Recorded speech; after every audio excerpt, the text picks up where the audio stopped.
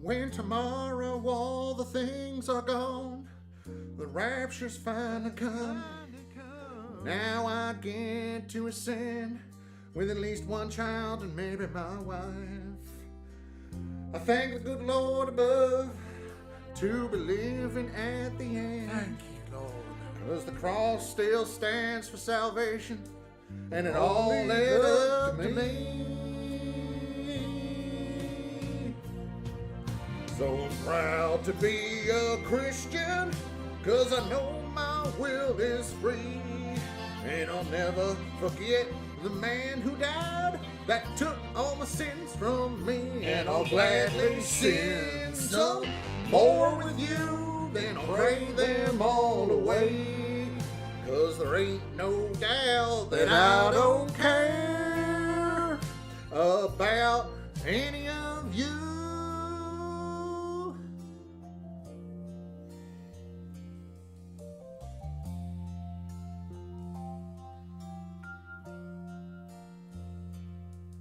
From the waters of the sea, to the air that we breathe, across the whole span of existence, it was made only for me.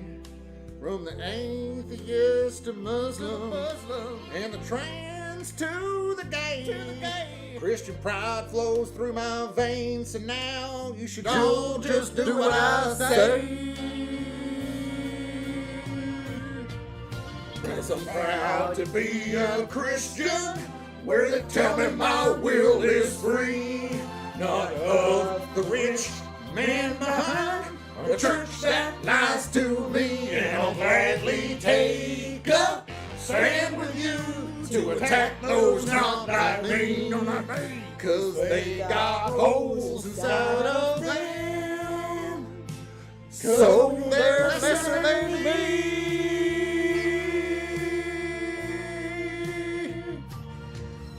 Cause I'm proud to be a Christian, and the bell tolls just for thee. And I won't forget those comments from those thought they bested me. And I'll gladly stand up, watching you burning in the pit below.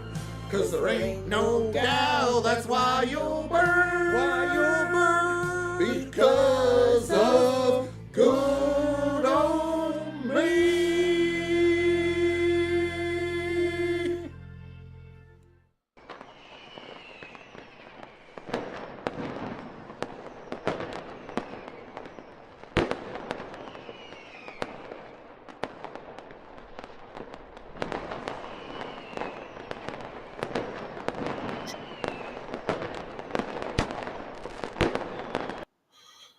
Word up, yo.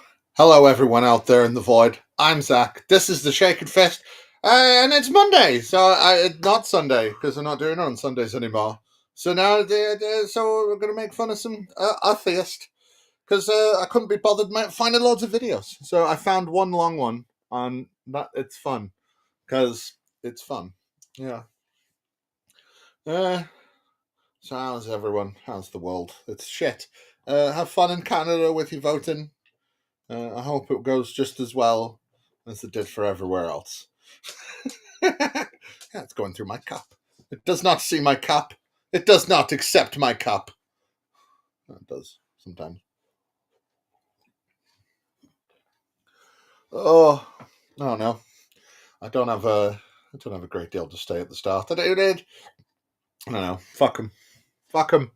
So I'll just get into it. And where's this thing? It's this thing down here. Oh yeah, because so like, subscribe, do all the things. So today, I found an interview of one. Was it what the fuck was his name? Titus Kennedy. He's an archaeologist, and he likes to pretend to be like Indiana Jones. Oh, was looking for pictures before, and it's like him with his hat on in front of a fucking motorcycle. It was fun. And he can tell what kind of look he's definitely going for. He's definitely going for a look, and it's totally not one you'd expect from an archaeologist. But that's me. It doesn't. But he's apparently actually one, and he's going to say he's going to skirt around a really fundamental issue, and he says it's going to prove that the Exodus happened. And don't you love it when Christians come to you and say that they've got evidence that the Exodus happened? Because they've got proof for it all, apparently. It's all solid concrete proof, very solid concrete proof. And to be fair, that's one of the things that I enjoy / hate about this interview, is how much this guy skirts around one fact, and because he's skirting around one single solitary fact, he can say all sorts of outlandish things and act like they're 100% true, because technically they are. And Christians are never disingenuous at all. Never, ever. And yeah. I mean, I might end up doing this in a proper video, but I thought, fuck it. I could laugh at it now. I can, and then maybe later on, not like soon, but maybe like next month or month after or something. I might come back to it. So, like, subscribe, do those things. I've got a stream tomorrow with one Jimmy Tux, where we continue to go through Braxton Hunter's really terrible book of Arguments for God. And there'll be no video this week, because I made a music video that you should all go watch right now. Fuck this stream. You should all go watch my Another Pope Bites the Dust video. It is severely underloved, and it needs everybody to go watch it, because there was a lot of work to do in a week. I don't know. Maybe it's because it's about the Pope. It's being throttled. I don't know, but everybody should go share that shit. Yeah. So I'm going to start this. So onward and such. Is there actually any evidence for the Exodus? How might we respond to the claim that we frequently hear that there's no evidence for the Exodus? Well, my guest today, Dr. Titus Kennedy, is an archaeologist. He's an author of a great book called Unearthing the Bible that we're going to get into today. And he's a professor with me at Biola University. And he takes a contrarian position on the Exodus and thinks there's some very good evidence we're going to unpack today. Dr. Kennedy, thanks for coming back on the show. Thanks for having me back, Sean. Absolutely. Well, let's just jump right in. There's so much we can talk about here. And I want to know from you first, what is the common view among modern historians and archaeologists about the Exodus and the subsequent wandering in the desert? Well, today the vast majority of scholars in many different fields would view the Exodus as mythical. And so they're saying it basically never happened. Some of them might talk about, there's a historical memory of some sort of group of people migrating, but essentially what's found in the Bible, in the book of Exodus, they're saying that didn't happen. Very interested that he says right at the beginning, though, there's just a group of, scholars that say, there might be recollections of a group of people leaving, because as we know, there was never a group in Egypt that ever left for any reason, especially not at a particular time and in a particular place, that one Titus Kennedy, PhD, will tell us about. And he can tell us all of his scholarly reasons why we should ignore a group of people. I don't want to spoil it yet. We're literally we're 9 minutes into the video, and I don't into the stream, and I don't want to ruin it straight away. You gotta,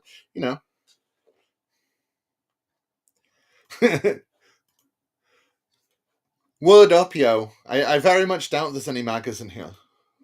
I very much doubt it. If there are, they haven't said anything to me. But word up, Purple, how you doing? We're gonna watch a man. You all right, trees? We're gonna watch a man lie about Egypt for a while. He's gonna tell a lot of truths, but he's gonna tell one very big lie. Am I the only? Yeah, whatever. The main reason I think really falls into two different categories. I think inclusivity has its bounds, and I think that may be one of them.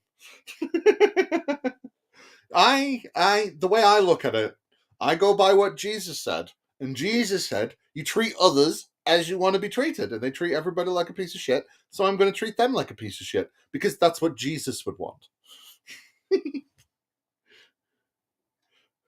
Stories. One is coming from an ideological or a scholarly perspective, going back to the documentary hypothesis, and that's the whole idea about what are the sources for the Hebrew Bible and when were they written and who wrote those. Yeah, you know what? I really wish we could sit down and discuss, the sources of the Bible, who wrote them, what facts we have about what, but expect none of that in this. Expect none of it, because he's just mentioning it to sound clever at the start. They're not going to talk about textual criticism in the fucking slightest. That's not a thing you press. And essentially, it's saying that the Hebrew Bible, especially the earlier books, were written much later than they claim to be by anonymous authors, and that a lot of it was just propaganda. So they're saying it's unhistorical. All right. Do you know what? When I read Genesis, I remember the line Genesis 36 billion 2. I, Moses, wrote this and the rest of the Pentateuch. And you know what? When I was reading through Exodus, I very much remember when it said, signed, loves and kisses, Moses at the end. These motherfuckers take like a few. Oh no, that's the apostle, isn't it? Oh no, is there I verses with Moses? I can't remember. But hey, the thing is, right, is we have a decent amount of, you know, uh, circumstantial evidence, and we'll see later that this guy doesn't care if it's only circumstantial evidence, then it's fine, right? But we have a lot of circumstantial evidence that points to actually that a lot of the Pentateuch was rewritten in part of King Josiah's reforms in the 7th century BC. But hey, who gives a shit about stuff like that? Finding the book of Deuteronomy in the temple, indeed. And that's the schematic that they're looking at when they're looking at these early biblical stories. And so they're presupposing essentially that they shouldn't be historical even. All right, so we're just presupposing when we ask simple questions like which pharaoh was it? Presupposing that it didn't happen because we asked which pharaoh it was, and maybe the time period would be nice because there's no record of it whatsoever. But hey, he'll talk about records in a bit, and it's us that presuppose things. I always like how you got to put it across that it's the other people doing the thing that you're doing. Right? So, we presuppose God. So therefore this story's right, and this bit's right, and this bit's this, and this bit's that. And, it doesn't matter even if we had, Jews in the 2nd century BC kind of going, oh, I don't think this was Moses. It doesn't matter how long that's been going on. It's just ideological scholarly work that's going on. It's all ideology, and it has nothing to do with the truth of the matter, right?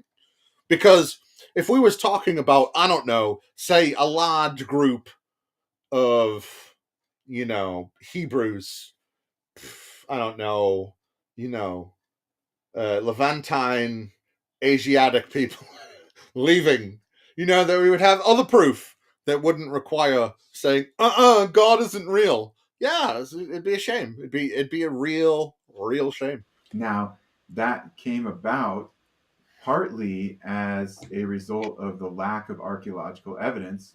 When this theory really came about was in the 19th century, when it came to fruition, so to speak. All right, so the documentary hypothesis. I should stop acting like everybody's listened to all the things that I have or read all the things that I have.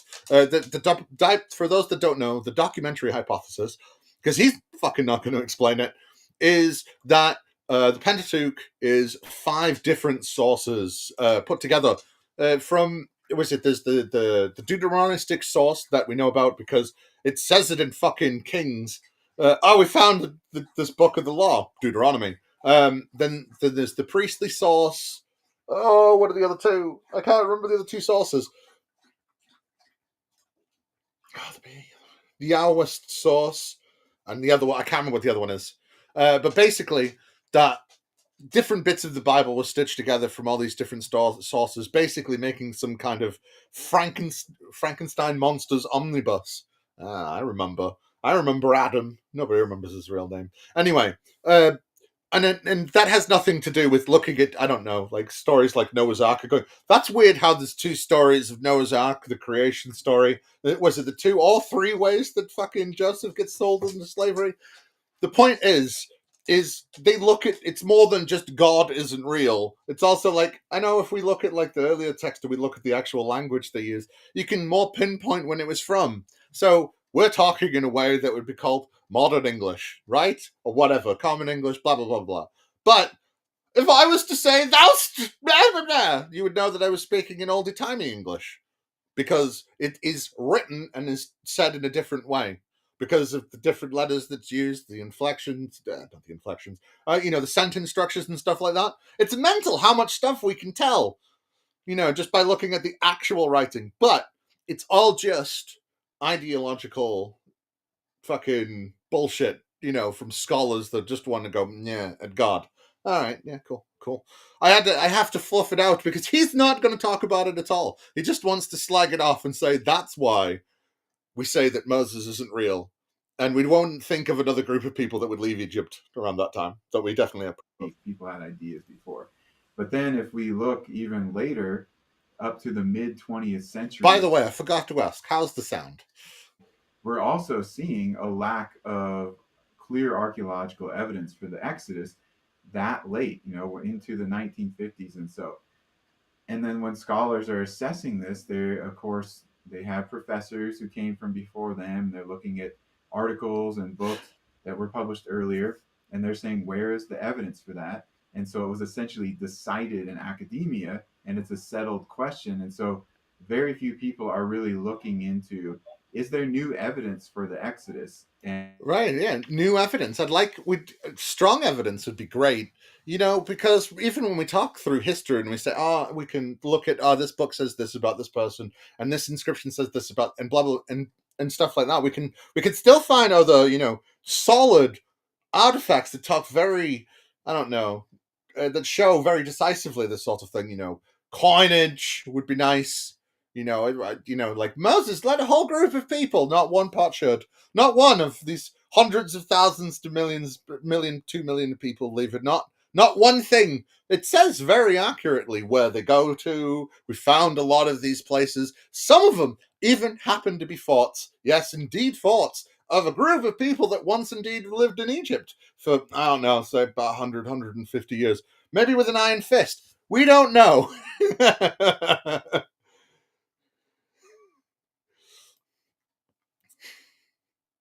and Yeah, but what may have been found within recent decades that could help us to answer that question. That's really helpful to say it's a matter of philosophical approach and consensus. What was it? Major part of what got me to eat the bars when I lived in a predominantly Jewish community. When I decided to read the Bible cover, 4 or 5 people I was discussing with read it in Hebrew. Well, yeah, but that's the thing, right?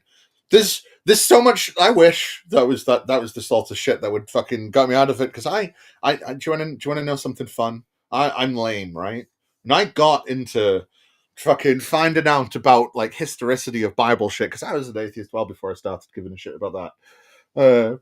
I read the Da Vinci Code and I went, wow, that's mighty interesting. That seemed, and he's like, it's 100% true, and you're like, oh damn. So then you start looking it up and you're going, oh wait, actually, this is all a bag of dicks. This is a big bag of dicks, and not even nice clean dicks. They're really dirty dicks, and so and then you find out little bits here and there because it. And then you start finding the right books, and you start finding the right scholars, and you start going, "Oh, actually, there's all this shit over here." I was looking into all this history study shit. I didn't even find out about textual criticism until I was like until about 10, 15 years ago, if that. You know what I mean? But yeah, there's so much mental shit in there. That's why they don't like it if you know stuff like that. I tend to find when I'm trying to have a go at Christians, whether it's in some fucking side chat or whatever, or like whatever, they tend to ignore you when you start pulling out shit like that because they go, I can't talk about that. whatever. Because why would you care about what it was originally said, or a translation error between Hebrew into Aramaic, or from Greek into Aramaic, or Greek into Latin, or any of them into English? There's loads of really good mental shit in there. Do you know what I mean? Yeah, dragonflies are great. We don't have them in England because England killed all of its nature. I miss Maine. But like fucking, what was I saying?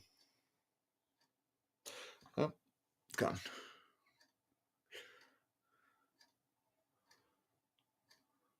Nope, gone.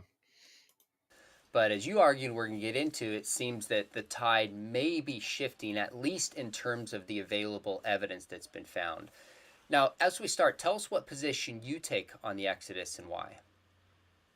I take the position that the Exodus was an historical event, and I do so because for my investigation and investigations of many colleagues and other scholars who I haven't met but I've read or listened to, they have uncovered and I have looked at what seems to be evidence What for seems to be? components of the Oh, Exodus story. We're not going to cover or be able to connect every single passage in the Exodus story to Sure. archaeological evidence. But there is a framework and there are many specifics also that I think that we now have evidence for. And to me, that's really compelling.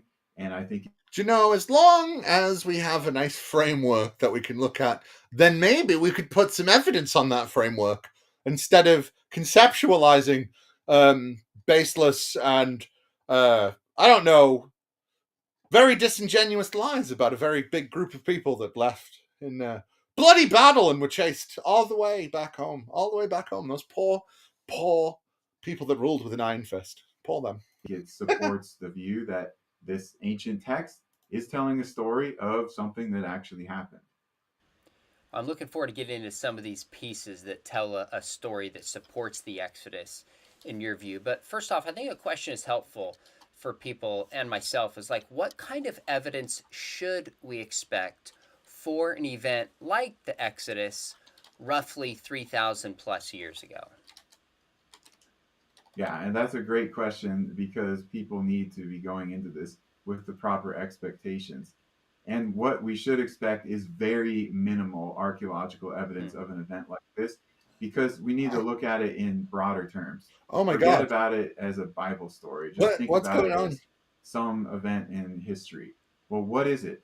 We have an ethnic Ah! group living in Egypt who are part of a larger slave population who then Why is that leave doing the that? That's country mental. during a period of calamities and they show up in the east, east of there in Canaan, and they settle there. And so Oh my if god, we're it's thinking over about, well, everything. what kind of archaeological evidence is going to be Hmm. left behind this partial slave population that exits the country, there really shouldn't be much. Now we have Sorry, like your last comment, purple, has just appeared in big words over all my shit, and I can't see click on anything. But whilst I'm trying to figure this out, it is funny how. See, the thing is, right? Apparently, from what I understand, it's been a little while since I read it, and by that I mean a couple of months, and I can't remember. But apparently, and by apparently, most likely, what it says in the Bible is actually it doesn't say hundreds of thousands of people. What it says is 600,000 working aged, able bodied men left, which implies that there was non able bodied people. Oh my god, why is this doing this? And women and children. But the thing was, women and children weren't people, right? And neither weren't able bodied working people, so they weren't counted. So there are actually a lot more fucking people left. So, oh my god, I don't understand what's going on.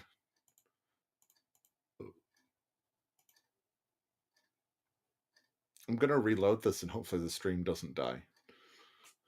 I can't see fucking anything.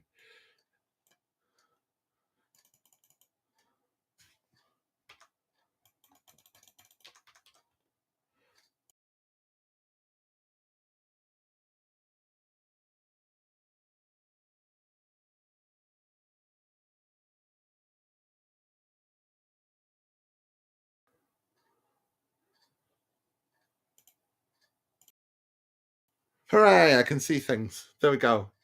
Huzzah! It lives. But it's lost the thing. Of course it does. Just let me get this video back up. Wanted to. There were some things that he was saying, but I couldn't pause the fucking thing. So, Is there actually any evidence for the Exodus? How might we respond to the claim that we for the Exodus that late, into the 1950s and so. And then when scholars are assessing the broader terms, forget about it as a Bible story. Just think about it as some of who came from before them. They're looking at their new evidence for the Exodus and what may have been found within recent decades that could help us to answer that question. That's really helpful to say it's a matter of philosophical approach and consensus. it's a philosophical approach. Of course it is. But as you argued, we're going to get into, it seems that the tide may be I think shifting, we're at getting back to where least we were. in terms of the available evidence that's been found. Now, as we start, tell us what position you take on the Exodus and why.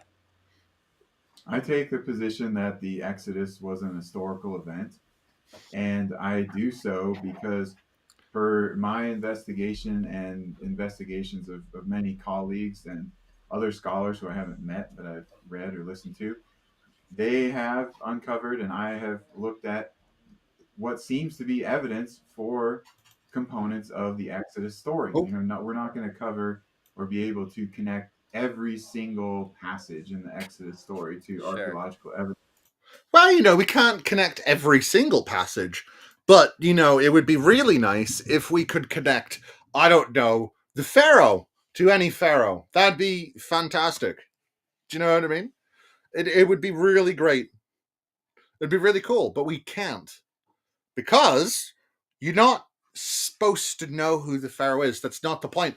The point now isn't necessarily that, maybe we once ruled the land and maybe we wanted to make ourselves the victim because really we were bastards, maybe it's something like that. But the point is God saved them from a big power. It doesn't matter who it is. You're not supposed to vilify anyone in particular. You're not even really supposed to hate Egyptians because, when you live in, I don't know, bits of the Sinai Peninsula or up into the Levant, into Canaan and such, I don't know, maybe sometimes it's like there's droughts and you might want to go into a place like the Nile Delta because the Tigris and the Euphrates, whilst you got places like the various Babylonian empires, the various Assyrian empires and all that, they're not always that nice. Also, Egypt's just you got the Nile Delta, it's lush, it doesn't flood very often, it's very stable. It provides a lot of stable food, a lot of stable water.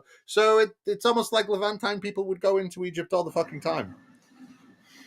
So maybe that sort of journey coming back from that sort of place would, I don't know, signify that you can do, because you can do that now. They kind of bend the knee to you, even though actually I know they have the feet over our necks because we have various times when Egypt ruled all over the Levant, and we even have times evidence of people just sending 20, 30 fucking soldiers in to quell rebellions and stuff. But hey, who cares about any of that?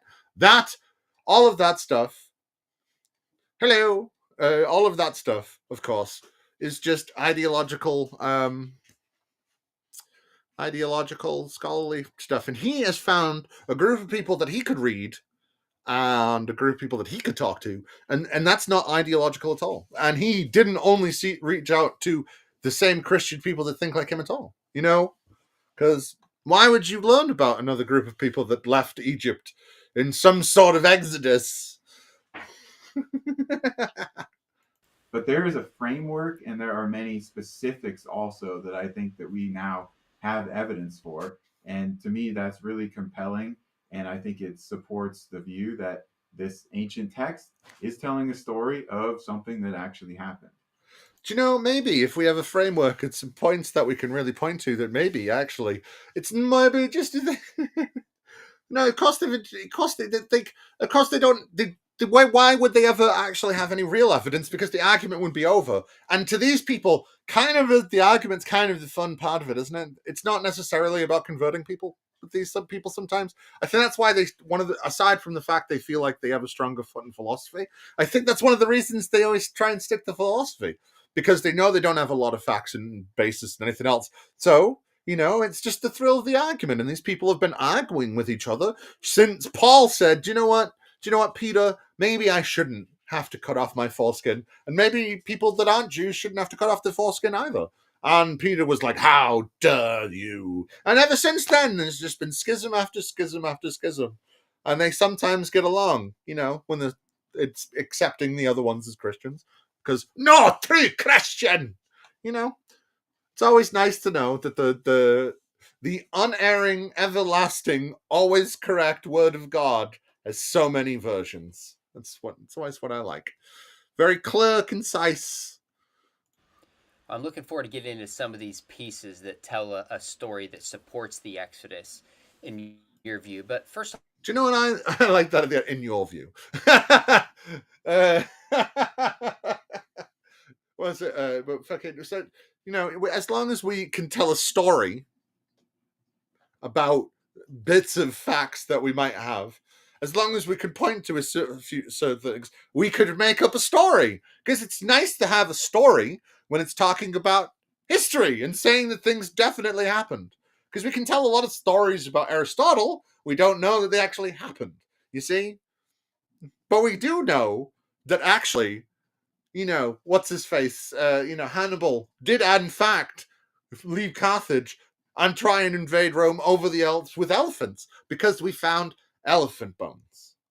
So, he does look like a grown-up Jimmy Neutron. Yes, he does. He does. But the thing is, right? It's not because his name's fucking Sean McDowell. Did anybody ever remember a show from the 90s, The 100 Deeds of Eddie McDowell? I just want to turn him into a dog and make him perform 100 special deeds for me. It's like, but yeah. Do you know, like fucking My Name is Earl totally ripped off as Eddie McDowell. He just didn't turn into a dog. It's Seth Green and everything. It's mental. Good shit. Stories conversation with the Strawberry Stacey. Yeah, well, they don't fucking. Philosophy is all about telling stories. It's about making out like you know more than you do because you use big grandiose words and use big grandiose concepts and you go, ah ha ha, you have not been able to argue as well as me, therefore making me the winner. And it's like, that's not how that works.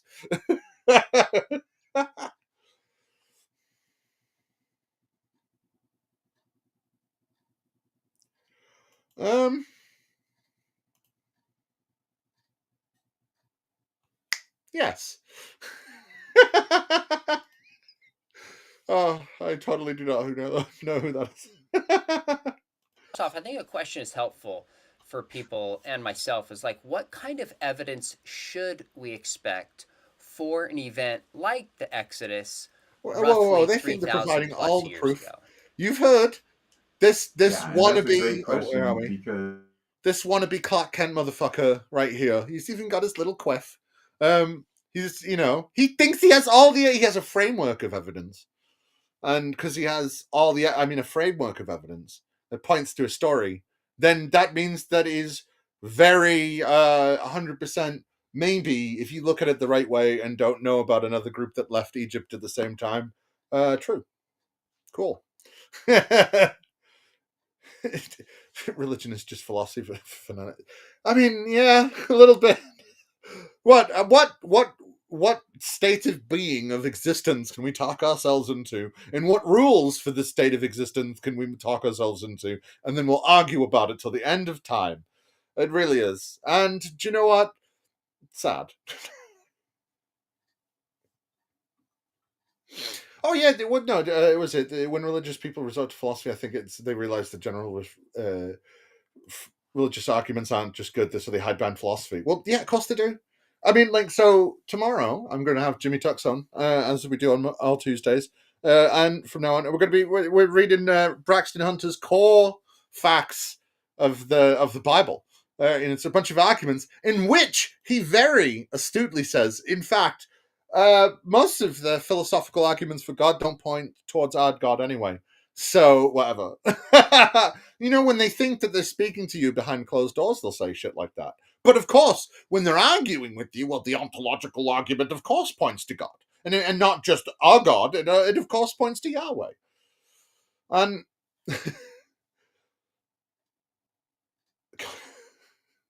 All right, fair enough. I understand better now. But yeah, so yeah. Because people need to be going into this with the proper expectations. And what we should expect is very minimal archaeological evidence of an event like this. Why? Why would we expect minimal archaeological evidence of an event like this? It's, let's just grant the Bible's numbers of 600,000 working, able-bodied men left Egypt, right? That's 600,000 people. They didn't wander aimlessly in the desert for 40 years. Everybody goes, oh, we wandered in the desert. They wandered for a little bit, okay? They wandered to Edom. Edom said, don't come in. They left. They tried to go around. And they stayed at one place. They stayed in one place for the 34 to 37 of the 40 years they were in the desert, right? Is it Kadesh Barnea or something like that? Kadesh Barnea, I think it's called. I might be mixing that up with another place because I listened to a very good book you should all listen to. That was the thing I was starting up before I got injured. Was what book am I reading now? And now I'm reading the Bible Unearthed, which is actually which is one of the funny things because this is called Unearthing the Bible, and I think it's very much taking a shot because you mentioned the documentary hypothesis, and that's what some of the the Bible Unearthing the Bible is about. It's a book by Neil Abers. Let me get my audiobook up. But like, this is a fantastic book for things of archaeological, finds about, I don't know, the writing and making of the Bible and different events in the Bible. It's a very fascinating book. I love it. If I can spell it correctly. But as you've all seen in various things, I cannot spell to save my life. Or type too fast. The Bible Unearthed. I'm looking for the wrong one.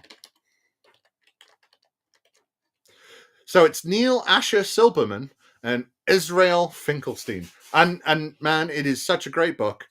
And yeah. And I can't remember how I got into it, but yeah.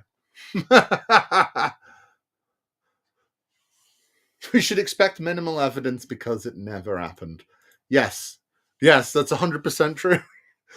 See, the thing is, right, Purple. The thing is, I am going to eventually get into this, and I need to speak to Deviant Outcast at some point. I've been trying to get in contact with her to talk about this as well. Because there was actually a rather large group of people that were chased out of Egypt by Egyptians around a time period that one Titus Kennedy, PhD in archaeology or whatever, should totally know about. Actually, yeah, he should know about this. So I want to see how badly he's been. So Titus Kennedy is an archaeologist. He gets endorsed by Stephen Meyer. So, that means that he's the best. So what so what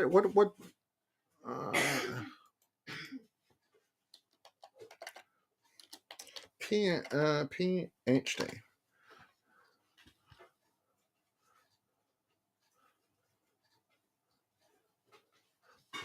Right, so you earned a doctorate from the University of South Africa in biblical archaeology and MA degrees from University of Toronto and University of South Africa.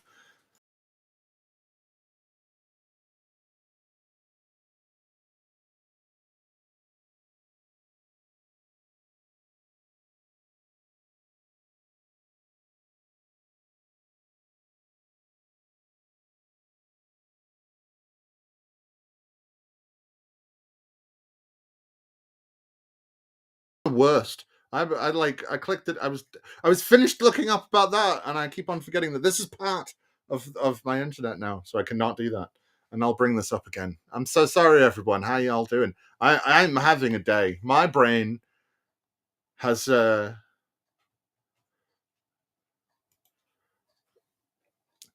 hopefully, Purple, your storm doesn't ruin you. Because They could be bad. I remember the storms we used to get in Maine. Some of them were fucking horrific. We had a nor'easter. I miss nor'easters. A nor'easter in 98 where it just rained ice. And it was fun, much fun. Let's get this video back up.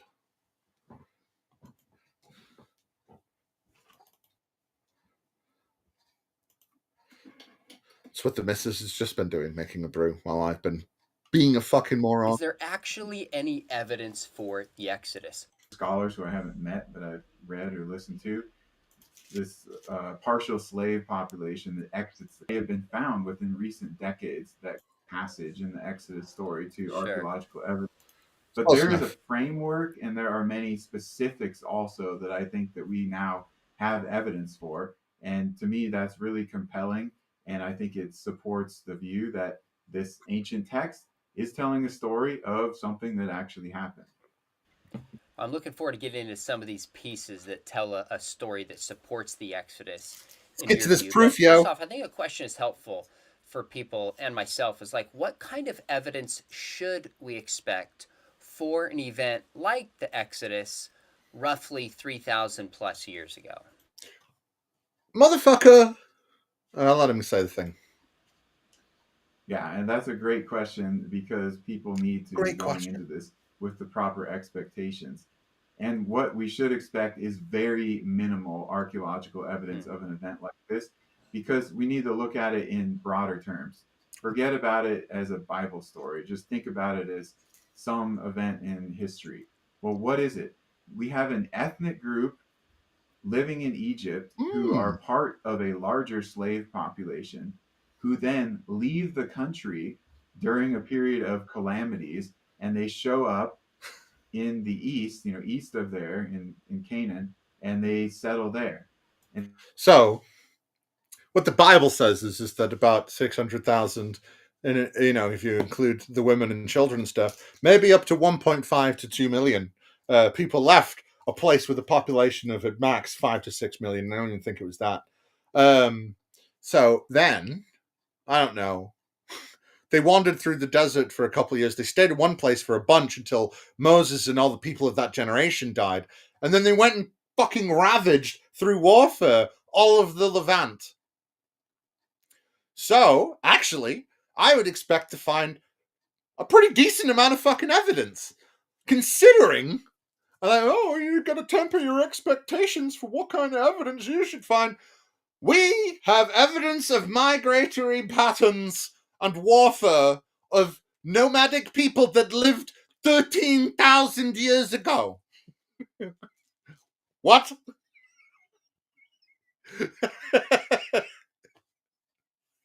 So, these people have been combing the fucking desert for centuries. About 2 centuries now? We're trying to prove the fucking... But that's how Bible archaeology came into being, right? So we had the Enlightenment, and then all these fucking deists started going, hey, you Christian God's dick, yo. You ain't real. Deism for the win. And they started going out in the desert looking for all this proof, and all they found was the contrary. So, a large group migrating like that, we should actually find a decent amount of evidence for. I don't get why we wouldn't. Because even, say, I don't know, if we found, if there was a giant conquest of said, Levant by one Hebrew people to create Judah, then you would expect, there to be lots of archaeological fucking evidence for it. Burnt buildings, rubble, because these people would build on top of the burnt, broken bits. That's what these tells are. They're called tells. They're just giant fucking mounds. They go, all right, we've crushed it all down and we lay it all down. We go, smash, smash, smash. And then they put it all down and then they build on top of it. They did it all the time. That's why these cities kept on going up, right? Because they didn't really understand that they could just sweep it away, move the brick, or they didn't want to because they didn't have hydraulics and shit and such. So it was, or even a fucking pulley. I don't know. But my point is there'd be loads of fucking archaeological evidence. So if we actually found there was people rampaging through Canaan, well then we would be able to point to that. And we did find a lot of people rampaging through Canaan. And they're called the Sea Peoples. And they're thought to have come from the Aegean Sea, maybe. We're not 100% sure. No one is. Because they just kind of fucking turned up, ravaged everywhere, and then left after a while. And we think they're even in the Bible. We think they may be the Philistines, but we're not 100% sure. So I don't know. Maybe we could find all this.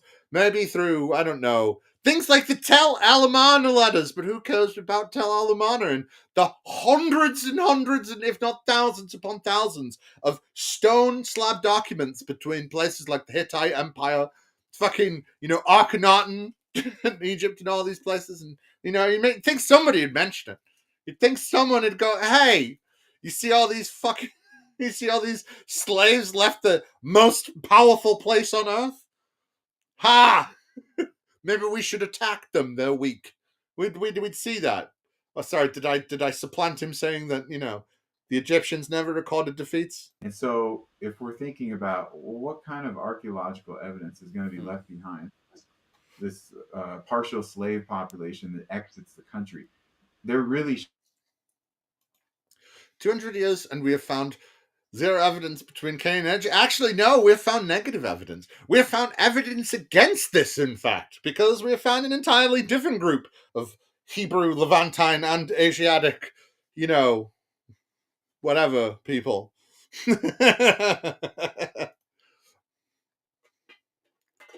So, in fact, we've proved the opposite. Who cares about that? If we skirt around it, it doesn't matter. Now, we have other material in the Exodus story, locations and people and some events that... Not to mention that all these slaves leaving at once would have crashed the Egyptian economy when they had no one to work the fields. Funnily enough, there was actually a giant economic collapse of the whole area. Mesopotamia, Egypt, Levant, the whole Levant, fucking, up into, Turkey and fucking everywhere. It's called the Great Bronze Age Collapse. And it happened around the year 1177. And around the year 1177, a bunch of sea peoples came in and ravaged everywhere and fucking ruined everyone. Egypt wasn't fully taken over, but, bits of it were fucked up. And really fucked up. It was like the end of Rome. It kind of it took a while. And it's almost like other nations like Judah may have formed in that time period, in the power vacuum that was left by sea peoples. Ravaging everyone. Sorry, Joseph. Ravaging everyone. We might more plausibly expect to uncover something about those geographic places, those names or officials. But in terms of the overarching story, we really shouldn't expect to find much of anything. And it really shouldn't be surprising, actually, if we found nothing. Yeah, it would be really surprising if we found nothing, and we didn't find nothing. We found another group of people. It was 3,500 years ago, roughly, over 3,000 years ago. You just don't find so many details of... There is truth in Bible history, just none of the fantastical bits. The first person in the Bible that is historically attested to is not a Hebrew, by the way. It's in Judges. It is the Emperor Shishonk, Pharaoh Shishonk, which is Shishonk.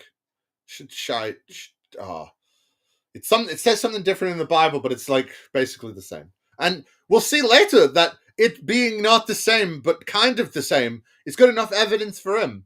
Except we actually know that is the Egyptian in question. So that's cool. Considering the best evidence they have for David is a potsherd that says, "And the house of David." Okay.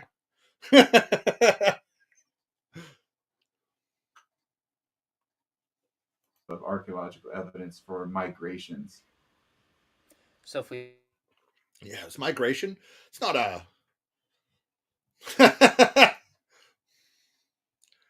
Hey, we're a simple folk, and when you have nothing to do, and you have only 3 stories to tell, and one of them is Shawshank Redemption, the other one is It, and one of them is about a giant man and a big blue ox, then I'm afraid we're going with Shawshank. It won awards. And hello, Amber. If we found nothing, it wouldn't mean that it was false, but in fact we have positive evidence. Yeah, if we find nothing, then it doesn't mean it's false. It just means we don't find any evidence. Yeah, come on. To make this case we're going to get into. Now, how much you make of the point?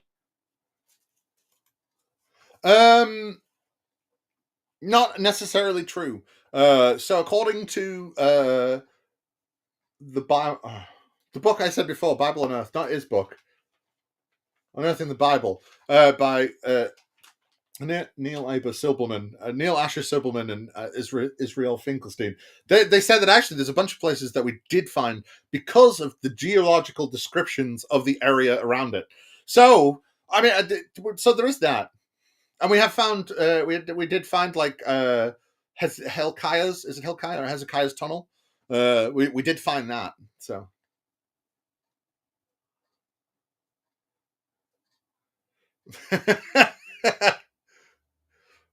Hey, we have nothing. Can we not have that? We have a statue and everything. And yeah, but Maine actually is kind of a scary place. So it makes sense that he writes everything in Maine. Because Maine at night is creepy because the forest is weird. It's not just like a bunch of nice trees. It's a bunch of fucked up like evergreens. And hello, Joe.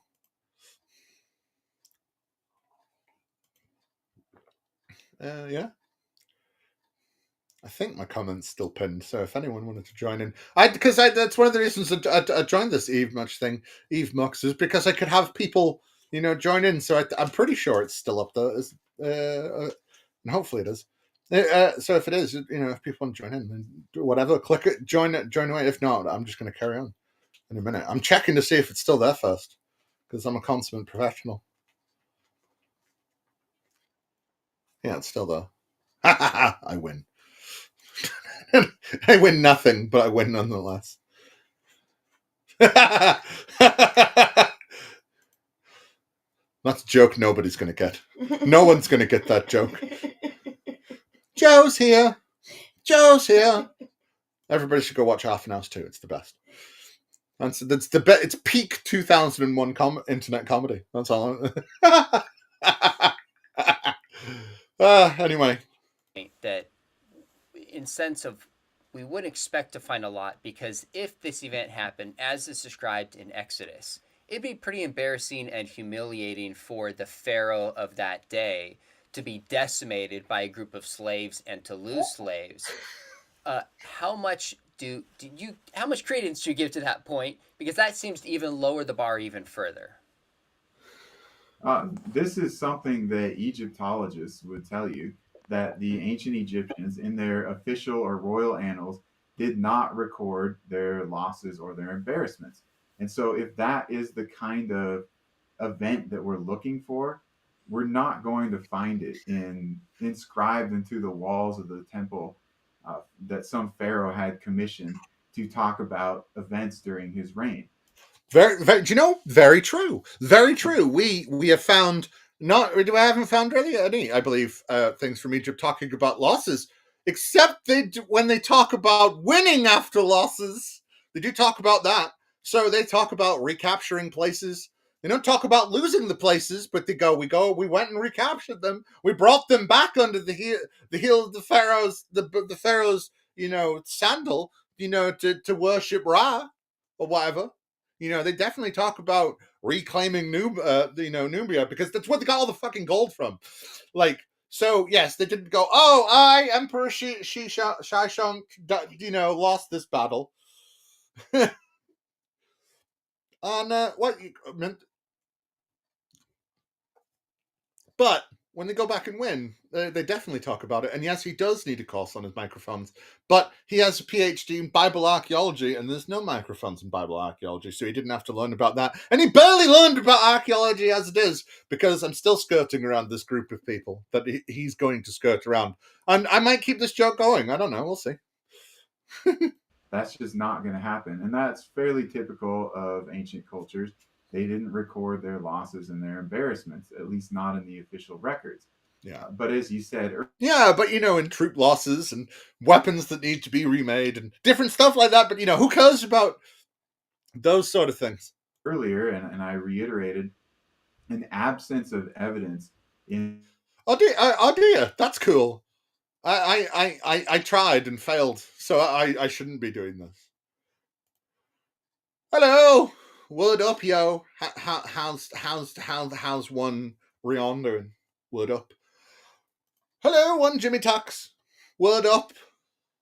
I shall see you on the morrow, but enjoy the stream today while we laugh at this man give bad information about Egypt and Egyptology. He needs to get into it. He needs to get into this it. type of situation does not mean that it didn't happen. Now, we can't demonstrate that it happened if we have an absence of evidence, but we also can't demonstrate that it didn't happen just because we haven't yet found something. No, I am never well. Never, never, ever. That is why I am one shaken fist, because I'm never well. I'm always doing this. The camera goes off and I'm just all day, every day. That's how it works. And then it turns the camera on and my fists, they slowly stop. Well, historiography, yeah. You know, I love my historiography and it's the best. You can't mock my historiography. You have this what's called a point A to point B argument, which we're going to get into. But a couple questions first before we jump in again. What's this stupid bull? I got a point A to point B argument. Fuck your fucking arguments. We're talking about history. I got a point A argument. Julius Caesar existed because we have coins. Come on, these fuckers. It's always fucking arguments with these people. Why? That what? It's because proof doesn't. You get proof. Fucking people need to be explained this in the most simplest way possible, and that's why fucks like this could get away with saying the stuff that he does. Because see, even the fact that this fucking disingenuous Superman wannabe looking motherfucker has put PhD on the end of his fucking name because he's going to skirt around all the relevant information so he can make up his own point. And a person who's done a PhD should fucking know better. But then again, he's got a PhD in Bible archaeological studies or Bible archaeology, so he doesn't actually have, you know, what they do with Bible archaeology is they got the little dusts. They got the little brushes, right? And the little brush, you know, but it's not for dust in the ground. They're not trying to remove small layers after small layers, well, meticulously taking track of how deep down it is. Blah, blah, blah. He gets his little. I don't have a brush near me. He gets his little brush and he brushes off the Bible before he opens it, and then he reads through it. And then he goes, this Bible is from 1978, and this is old. This is an old Bible, and it says that it happened. It hasn't so far. So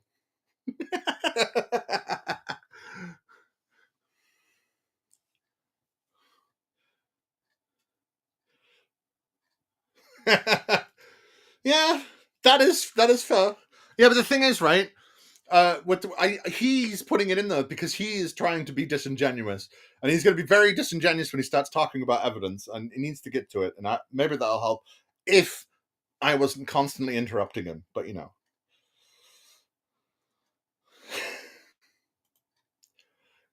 I think we all should, and then maybe we'd all be taken more seriously.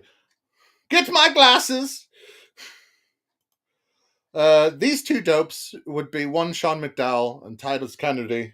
Titus Kennedy pretends to be an archaeologist whilst taking pictures that make him look like Indiana Jones in a fedora. And the other one, he's just a YouTube apologist. He writes books occasionally, I think. Or maybe you're talking about someone else. I'm on the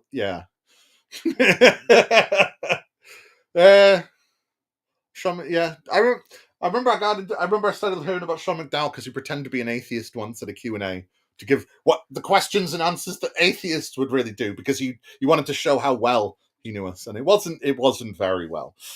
Yeah, I shall indeed partake of some legal tabaccio. I wish I had. I'm just a bachelor, but at least it's in science. I wish I had any. I don't have anything. I don't have anything. I've just read a lot of books. I just read a fuck ton of books and watched a fuck ton of lectures. And then I pretend to I string that information together and pretend that I know more than I do. Because if they can talk authoritatively, well, then so can I. At least mine has more basis in fact. I might be occasionally wrong, but I'm just a guy on the internet, whatever. I think will be helpful. Sometimes claims are made that the population figures in Exodus and Numbers of the 100,000s are not translated correctly, Camera's and not the fucking real shut up. number should be in the tens of thousands. What? What do you make of that idea? Is it possible? Is it probable or unlikely? So it's first of all, it's plausible based on Yeah, that's what I meant. Clark the Kent. That's what options I we meant. have Oh, for yeah. translators. Superman is just easier to say, but it is. He's got the little quiff. He's got the shitty glasses.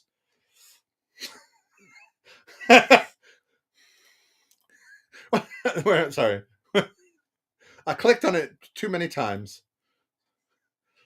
I'm from Kentucky. I don't even have fucking shoes. I cut my bottles open for my 40. I walk around in that.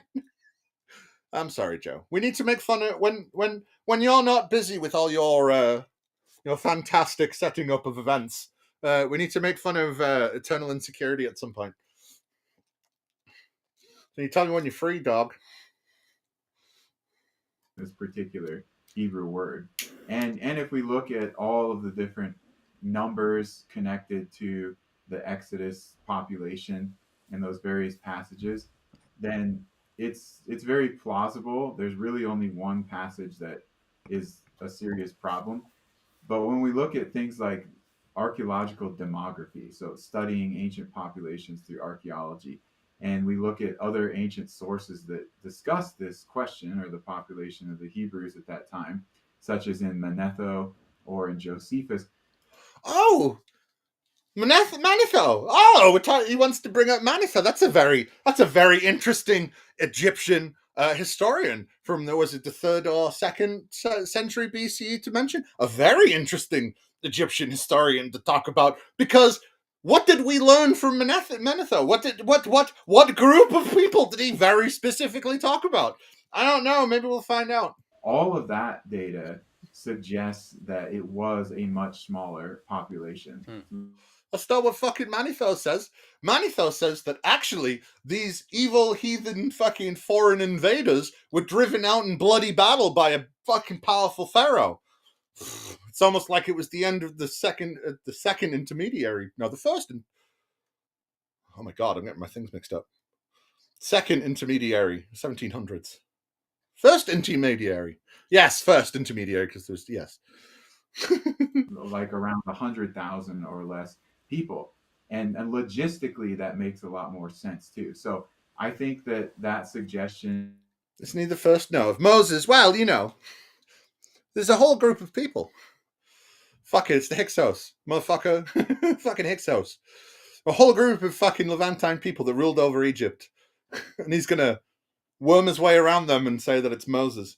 is plausible. I think that it's even likely, and I think there are some strong arguments that can be made to demonstrate that from a variety of different types of evidence.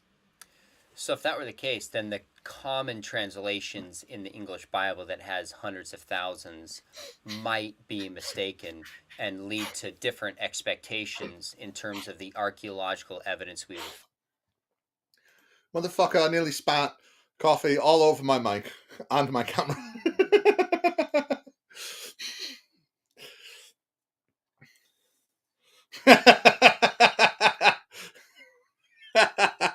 Yeah, it makes him dumb. It makes him dumb and say stupid things. Find. Is that correct? Right.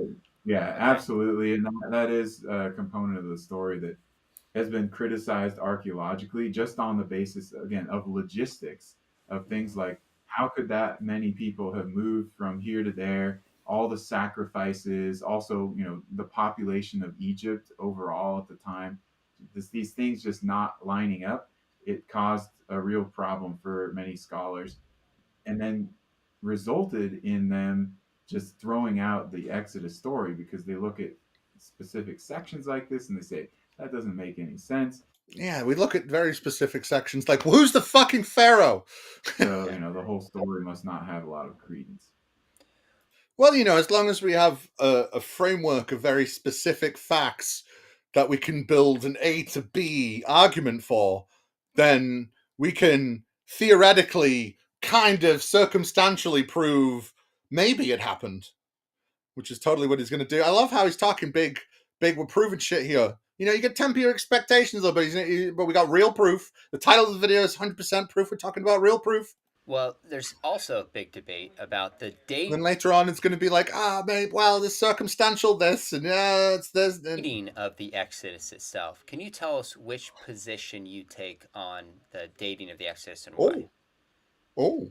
I would date the Exodus to the 15th century BC.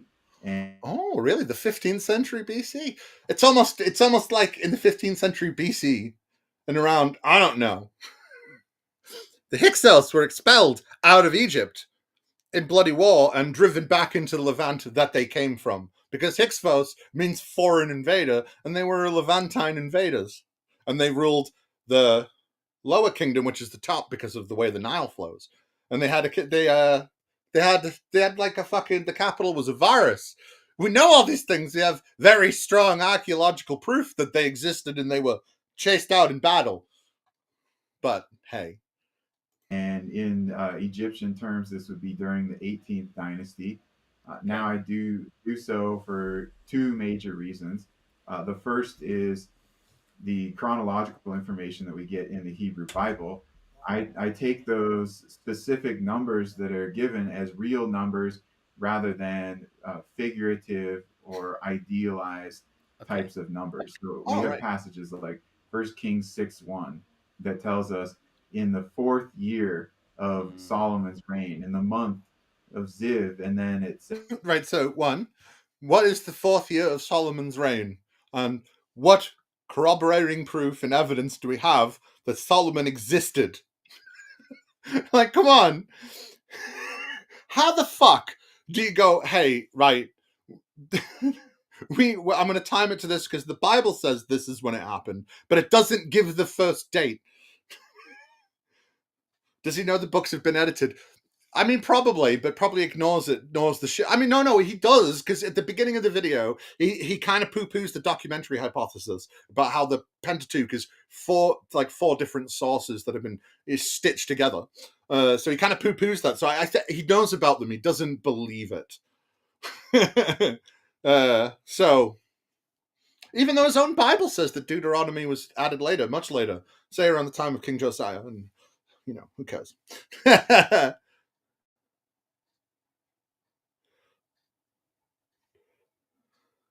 Did I identify the dates of writing, dates of inception? I mean, I don't think we did. No, because they didn't happen. I think I don't know. Are we talking about the same thing? I'm talking about Solomon. We have nothing, and he's like, well, if you take the date we don't have and you minus these years, well, then it's the 15th century, and I'd prefer if you didn't look at the 15th century and the end of the first intermediary period between the early kingdom and the middle kingdom, and what happened in the and why it ended. Why would you, or just today's understanding of later translate? I don't think he looks at any translations except new ones. Says it was the 480th year after the Israelites came up out of Egypt. So it gets into some really detailed numbers.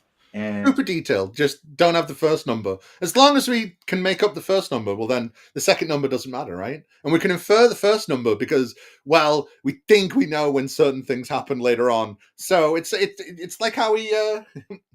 Oh no! Of course, he's not tracking the trusted sources for accuracy. He checked with his friends and the writings that his friends said. He even said, he knows some scholars that he could talk to, and they pointed him to some stuff that he could look at. And I bet, and he talked, I wouldn't say extensively, but he talked a little bit about, well, there's all these scholars that have ideological, scholarly work. So it's only ideology, and it's not real scholarly efforts, and we don't have anything.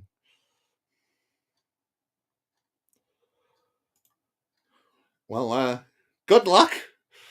Hopefully you don't get hit by a fucking tornado. That would be really shit. Damn. Uh, And I would then say, all right, well, let's look 479 years earlier. Other people take different views on that. They look at it as 12 idealized generations of 40 years. And those other biblical scholars, they those taking those random numbers, making their own random numbers. Well, I'm taking only one random number, and that means that I'm more accurate, right? And it's like, yes, but you still don't have the first number and any proof that the people that you're talking about even fucking existed, considering we still have never found the foundations of the first temple or anything mounting to it. But hey, maybe the Israel government just isn't letting us dig where it is. Maybe they were looking for it and they haven't found it. Maybe they wanted to keep it stum so nobody can. And we have other passages though, like Judges 11:26, that says the Israelites have been in the land for about 300 years in the time of Jephthah, which would be about 1100 BC.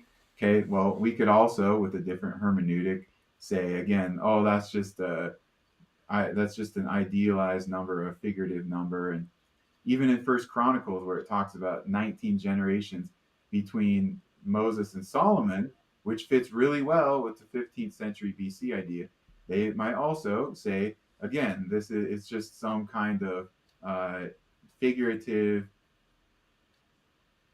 genealogy that's not meant to be taken exact like that. I mean, what about the bit where it says that in Exodus, where it says that they were heavily invested? Invested as if they were heavily enslaved during the makings of the cities of Pi Ramesses. Like, Ramesses wasn't a thing in the 15th century. It's almost like they were later. But hey, who cares about that sort of thing, right? That's just an inconvenient fact. When you're trying to tell an A to B story, you should look from A to B, keep the blinders on, and not care about anything else.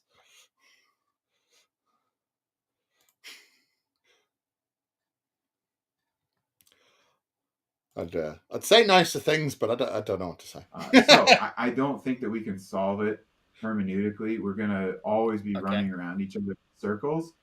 But what we can do then is evaluate the archaeological evidence for these different chronological frameworks and see the chronological frameworks. I really like the idea of chronological frameworks, because when we're talking about history, chronological frameworks are like when things might have happened. They tend to get foggy more thousands of years ago than 3 or 4. It's the funny thing is, right, is I think people like this, and to be honest, one Titus Kennedy PhD in biblical archaeology should know better. That actually, when you get to a certain age, we actually have more information than we do about later civilizations. It's mental, right? It's almost like earlier civilizations wrote in clay, right? And that clay was sometimes baked, sometimes, like, I don't know, in a fire when the city was destroyed or whatever, and then we might lose some of the edges and we might lose the top and the bottom, and a bit here and a bit there. But we actually have a great deal of what these people fucking said to each other. And a great deal. We know about individual deals of cattle in Egypt and Mesopotamia and all these places, right? And we would know shit tons about the Indus Valley if we could read it, because we have shit tons of their writing as well. So then when they started writing on papyrus and started writing, on fucking, in codexes and shit, that stuff rots a lot easier. So the further back we go, we actually have more to know about. But who cares about how much we actually know about the day-to-day lives of any of these people? That seems to yield the archaeological evidence for the Exodus, or the best, most clear evidence.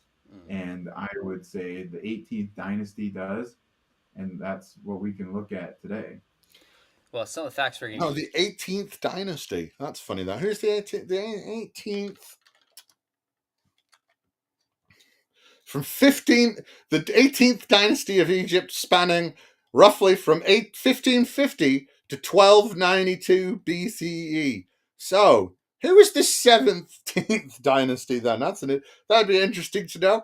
They were the 17th. They were a dynasty of Egypt that pharaohs that ruled in Upper Egypt. Oh wait, no, wait. Is that the wrong one? I'm looking at the wrong one. I am looking at the wrong one. Shit. Because they only existed for 30 years. So which one is this?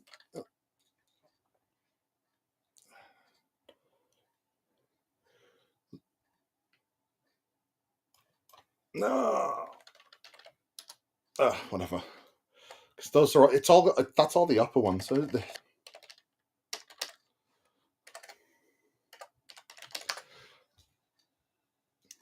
the Hyksos ruled during the Second Intermediate Period from 1650 to 1570 BCE. Weird that, isn't it? It's weird how close that comes. I think sometime around 1550, and the Hyksos, they were expelled around 1570. How convenient! How convenient for you to not mention this large group of people that has lots of archaeological evidence and so much more at almost infinitum amount compared to anything in this part of the Bible. But hey, who cares about what we actually have if we can use it in a circumstantial way if we don't mention their names and we don't talk about history properly? Because we know that talking to a person like a Sean McDowell or anyone that Sean McDowell might be talking to on the internet or people that are watching on the internet won't have an intimate historical knowledge of ancient fucking Egypt in its second intermediary period. And knowing that, hey, there was a group of Levantine people that fucking came charging into Egypt, ruled for nearly 100 years, and then were chased out in bloody battle around the time that a lot of people want to say Moses existed. Funny that. It's all...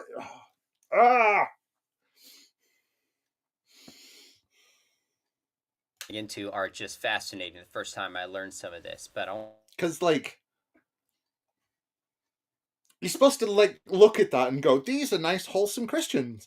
They don't lie to their followers and they don't try to intentionally mislead people or anything like that. Why would they? Why would they ever talk about this group of people that is giving them all their evidence for Moses?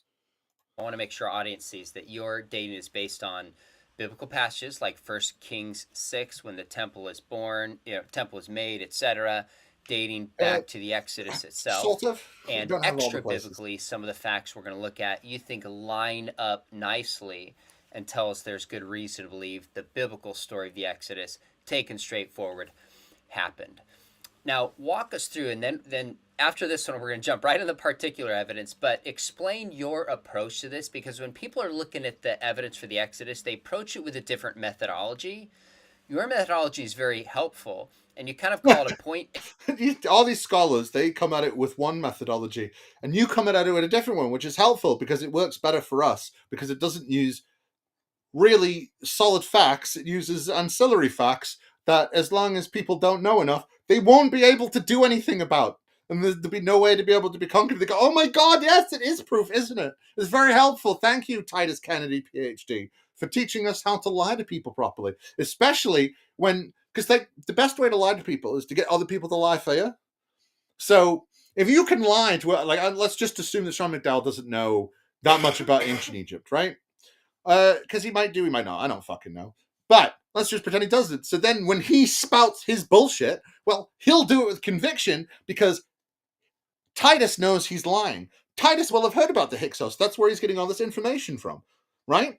And because he knows about that, that's why he's being a lot more looking ahead. He's not being, but when Sean McDowell's going to tell it to other people, he's going to tell it with a conviction because he believes it, because he thinks it's 100% true. There's no doubt in his mind. There's no way of going, hey, the fucking, these people that they're not going to fucking know.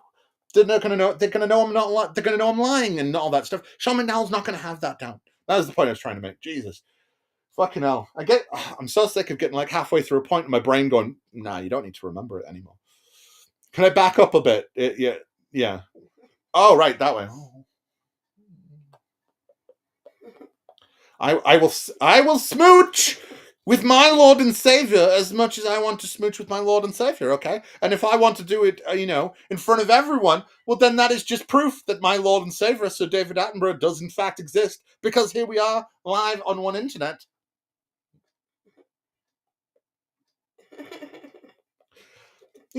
Giving it one of them. You can see Mrs. Smythe there in the background occasionally.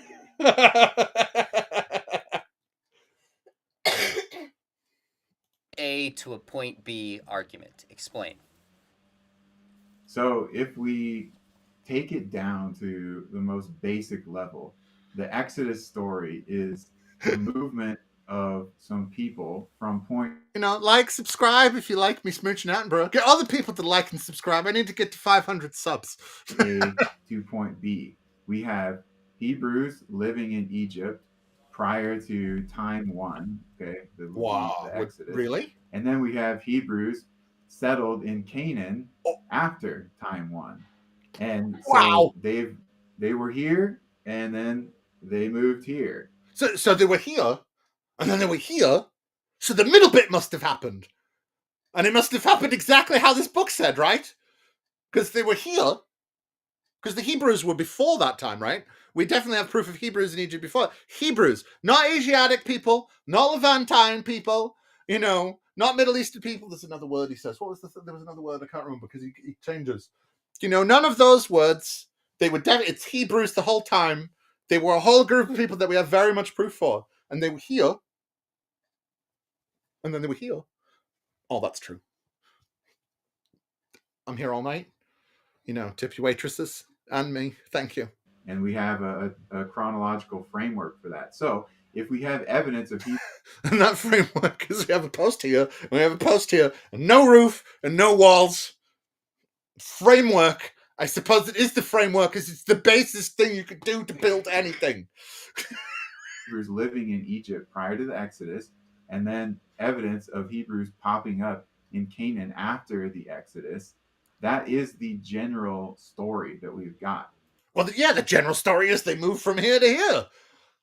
The general story is the movement. It's not any of the God things. It's not any of the God claims. It's not Moses talking to God in the burning bush. It's not any of the laws. It's not any of the wars. It's not any of the other things. It's the, I raised my hand. Or is that, is that Jacob? Or is that Moses with the son? No, the son. Moses raised his hands and they win. Something like that. Framework build of straw men. Yes.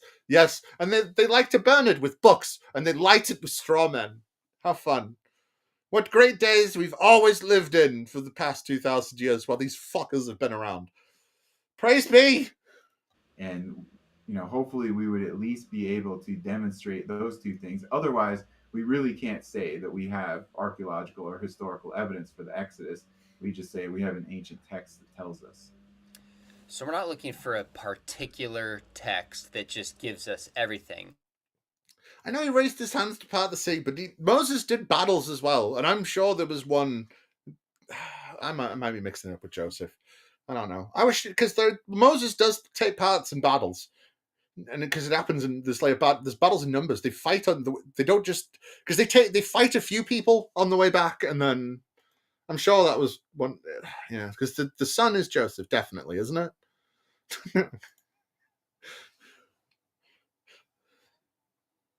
I said Joseph, and I meant Joshua.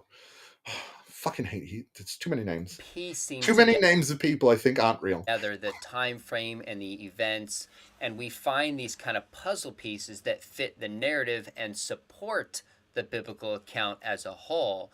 Right. As long as it fits the narrative we've created. So I like it when things fit a narrative because we create the narrative and then we find things and then we can talk about some things, not others, and it fits the narrative. So why aren't you believing it? Start with point A, so to speak.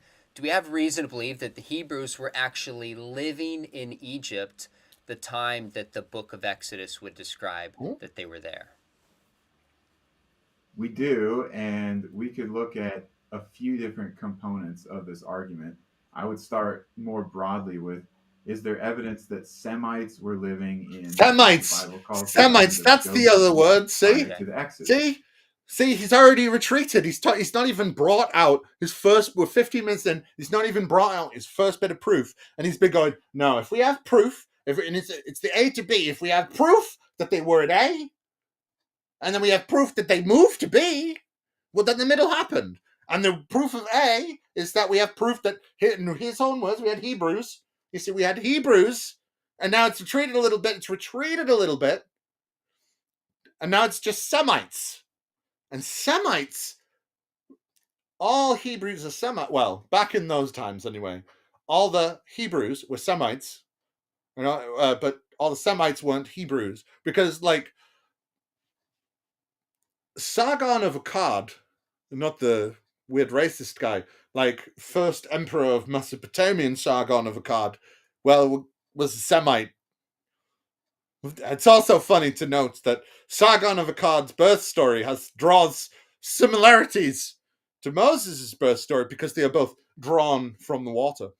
So that, that's fun, right? But a lot of Mesopotamians were Semites. A lot of the Levantine people were Semites. The Hyksos were Semites. They were a very broad group of people. And retreating from Hebrew to Semite when people don't understand the true meaning of Semite and think it's just Hebrews, because we say anti-Semitic when we're talking about people that, are racist against the Jewish peoples, right? Not understanding that Semitic is more than just Jews. But hey, who cares about things like that as long as, you can create a narrative. There was Hebrews, Semites, you can't wait for him to pull back again and say Asiatic people. That is the Northeast Nile Delta region. We even have the name Goshen or something very similar to it found in a 19th dynasty Egyptian text that puts it in that region. So all right, so it talks about Goshen. No, that's nice, right? And we have proof of these Semites in the in the Nile Delta, because they would come down quite a lot because it wasn't that far. And if there was a drought, they would live there until the drought in the land would, and then they'd go back because the Nile Delta was plentiful as fuck, yo. We know it's the right area and it was an ancient name. And as far as Semites living there, yes, definitely. We have a huge amount of evidence. It's several different archaeological sites like Tel El Daba, which is a very important site. We've got Tel Rataba, we've got Tel Maskuda, we've Tel Yehudia.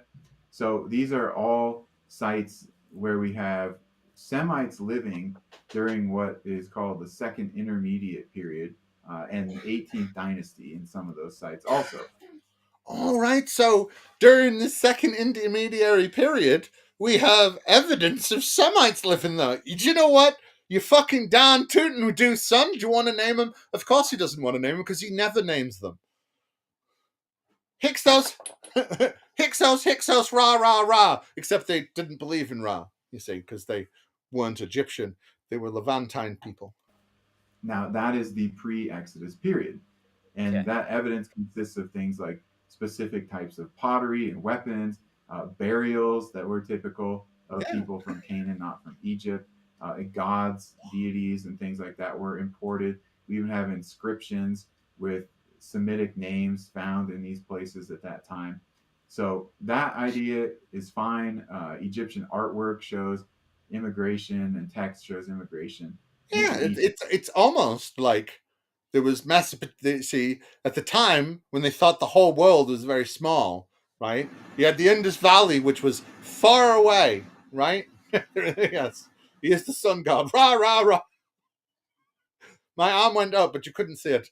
This fucking photo. This thing is shit. My arm disappears. As I said, so yeah, so you had the faraway place. Thank you. Of the Indus Valley, and then you'd have Mesopotamia's, and then you would have the Levantine areas, and you'd have lots of little kingdoms. You had the Canaanites, you had the Edomites. There was the Amorites, which means just people from over there, but they might have been the Hittites. There's a lot of different people that lived in that little middle between period between the Fertile Crescent, the Mediterranean, and Egypt. Oh. My throat went funny then because I was talking for too long.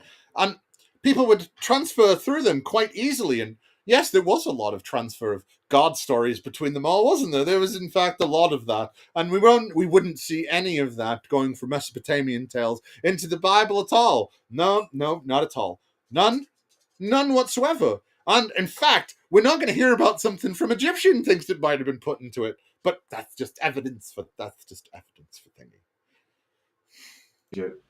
From Canaan. So that would be our broadest type of evidence.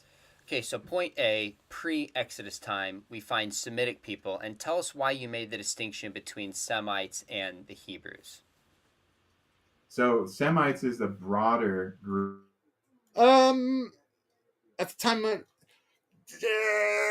No, not really. So there was the city-state system inside Mesopotamia, but also around the 1500s BCE. That's around the time of Assyria and the rise of I can't remember if it's the Assyrian Empire or the Neo-Assyrian Empire, and and so like there was little empires and kingdoms that were more than just a city, because the Hittites were pretty big. There's another one I'm trying to fucking remember, because there was a bunch of shit from the Tel Alamana letters. I know they're from later, but like those kingdoms were there as well. Now, of course, there was places like Arad Damascus and stuff like that. Well, yes, that was city states, and inside what became Judah, that very much and a lot of those cities were in fact city states as well. It's because the center place was always fighting between Hittites and Mesopotamians and Egyptians and all these different fucking empires fighting against each other. And those places got ran over a lot because especially in the place where Judah is, it's not really that fertile a place. It's a piece of shit, really. That's why when the 10 tribes went up and formed Israel to the north, they did a lot better because they had arable land and not just shit rock. The Abraham story. See, do you know what I want to know from this archaeologist when it comes to Abraham? Why are the camels in the Bible? Why are the camels in the Bible? Because that's a different point for a different time. Well, Abraham had camels, even though Abraham's supposed to be 2200 BC, whatever. And camels didn't exist in the Levant until 800 BC. And the 800th BC, so fuck them all, fuck them. Who cares about little interesting facts that prove where your Bible's been edited sometime around the time of King Josiah? I don't know. Head priest Hezekiah. I don't know. Something like that. Designation. Roughly, we might call that people who spoke an ancient Semitic language. So this would include everybody from Canaan, essentially. And within Canaan, at that time, you would have had different tribal groups and different clans. And not Mesopotamia, though, because there was no Semites in Mesopotamia. And, Akkadian is not a Semitic language in the slightest. And Akkadian, in fact, was not the lingua franca for a lot of documentation, between the Hittites, the Mesopotamians, the Egyptians. There's another fucking one I can't remember. It's doing my head in. Hattusha. Oh, that's the Hittites, isn't it? It's capital is Hattusha. What? I need to know. It's doing my head in. Hattusa. Yeah, Hittite Empire. Fuck knows. I don't know. Do you know what? It's going to come to me in fucking 4 o'clock this morning. I'm going to wake up and I go, that's them. I mean, yeah. I mean, we were there. We were there, hunting, gathering, making maize and such. But we only, the Clovis people were very interesting people and existed far before any of this. No, it's not the Macedonians. It's do you know what? Oh, here's a search. Countries in the Tel Amarna letters.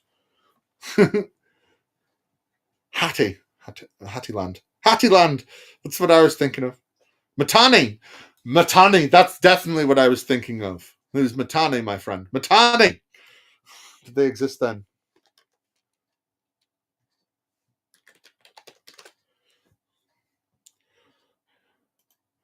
They were, 1550. So they started around then. But it was Mitanni I was thinking of. I never would have got that. Families. Well, the Hebrews came from one family, right? So. Oh yeah, but I was talking about then. I mean, the millions of years before. Yeah, fair enough. But click the thing. They eventually became their own tribal group, but they're still Semites. So we just needed to see, is there evidence for that type of people living in Egypt before? But we can get more specific than that, and we can look at, is there evidence of Hebrews living in Egypt, not just general Semites? And Well, That let's would be do that. very I interesting, think wouldn't it? the Papyrus Brooklyn helps The Hebrews come. Shebraham. us answer this question, and in particular, not only Semites but Hebrew people, at least those with Hebrew names, as slaves. Is that Oh, right? right. So we got Yeah, that's Hebrew right. names This and is an slaves, do we? incredibly important. You know, this papyrus brother that is talking about a time, I don't know. And see, the thing is, the funny thing about the Papyrus Brooklyn is there's various bits of it that are from various times and it was written over in different bits. And the bit that he's talking about specifically, we think actually comes from around the time of the fucking Hyksos because there was loads of Levantine people in the area. Sorry, I think I just ruined the next 5 minutes. Artifact, in my opinion at least, for establishing that Hebrews lived in Egypt prior to the Exodus. And that's because we have on Papyrus Brooklyn this list of servants in Egypt from about the 17th century BC. And many of the names of these servants were Semitic names. And by the way, these people had their original name changed into an Egyptian name, just like happened to Joseph. But even in more detail, some of these Semitic names are. So, well, it's an Egyptian version of a Hebrew name. So, and it's a name the Hebrews used later, sometimes maybe. So definitely it's the Hebrews. It's the people that we're talking about because they share names with the people in the Bible. And these names don't have meanings and they're not given for specific reasons. And hey, no one in the Bible ever has the same name as anyone. That's why when we looked through them, we didn't see a Moses, but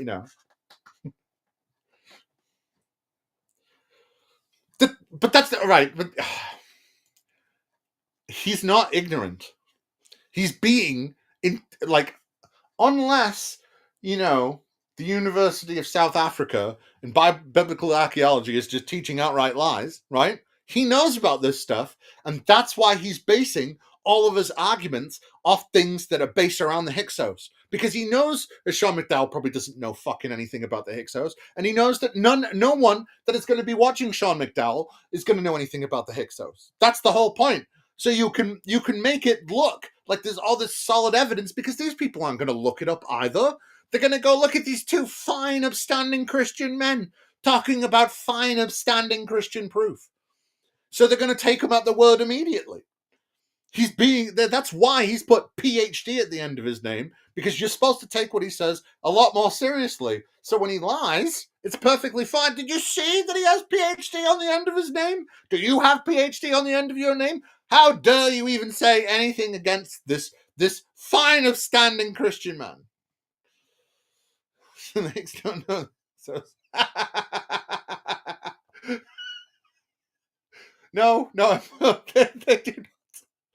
They do not. No. I'm nicking that one. If I remember. But I like it. I'm nicking it. Are actually names that we find for Hebrews in the Bible. So most of them are feminine names. So we're going to be looking at some of these are feminine versions of male names we're familiar with, but feminine versions of names like Asher and feminine name of Asher. Because Asher is a biblical name.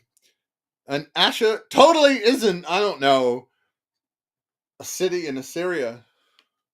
It isn't the capital of Assyria, and Asher certainly isn't one of the first city-states that ever existed in the Mesopotamian plain. Definitely not. Why would you say things like that? Just because the Bible says in Genesis that there was a guy called Asher and he went somewhere else and formed a city. Like, fuck off. Come on. Asher existed. Right. It's not even Asher, is it? No, it is. Wait, no. Asher's a god. He's the god of the Assyrians. Asher's the god of the Assyrians. I like that. That's great. No, the city of Asher, yeah. So we're looking at a formation of around 2025 BC. Well, hey, fuck them. So it's not as old as I thought it was. But it's still older than anything in the Bible, goddammit.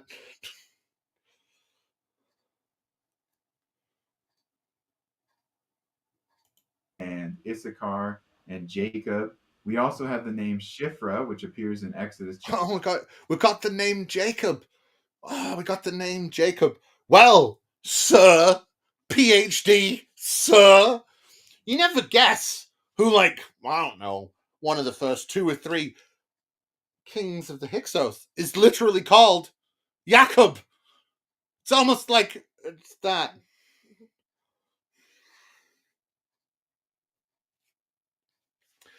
So, I contend, in my big theory, I'm an ass. I wouldn't say that, but hey, whatever. Each their own. Whatever. My theory. I have a theory, and I'm going to take this down.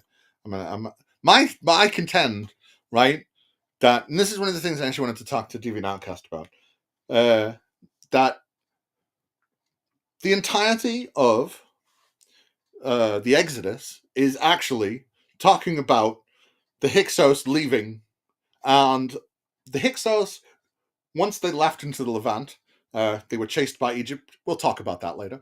From what my understanding is, and from what I can see, that it seems like they actually integrated with a group of people called the Habiru or Apiru, which were nomadic peoples. They were just the weird shepherds that lived out in the middle of nowhere, right? And post hoc diddler. Damn.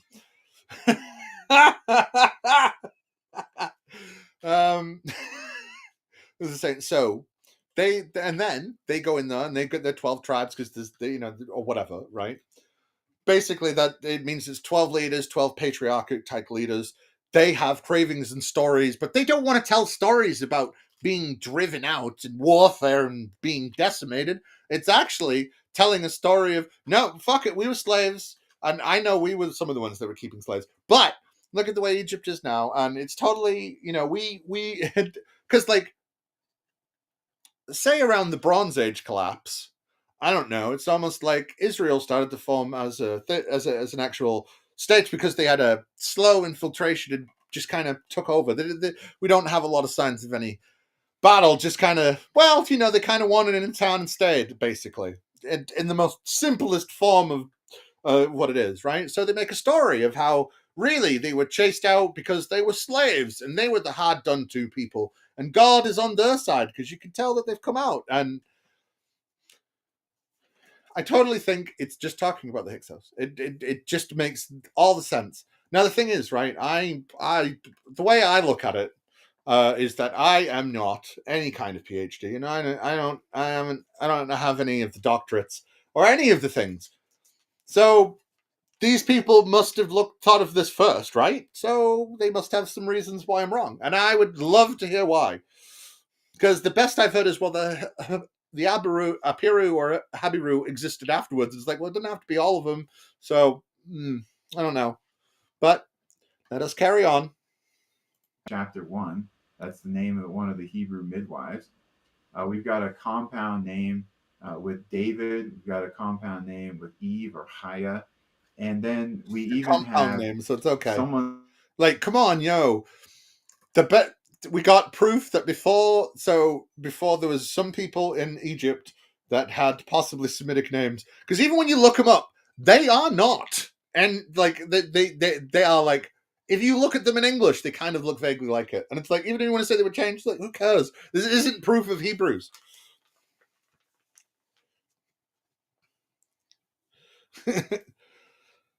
Well, yeah, it's like an old Carlin joke, isn't it? Was it all these people that want to go around and they praise God for every time they win?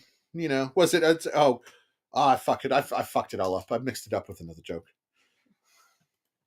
Oh well. Benefer. Yes. No. It's David and what's the woman he raped and married? What's a compound name? Well, that's like when you go, hey, I when we get married, I want to keep my name and your name, and we'll hyphenate it. It's compound.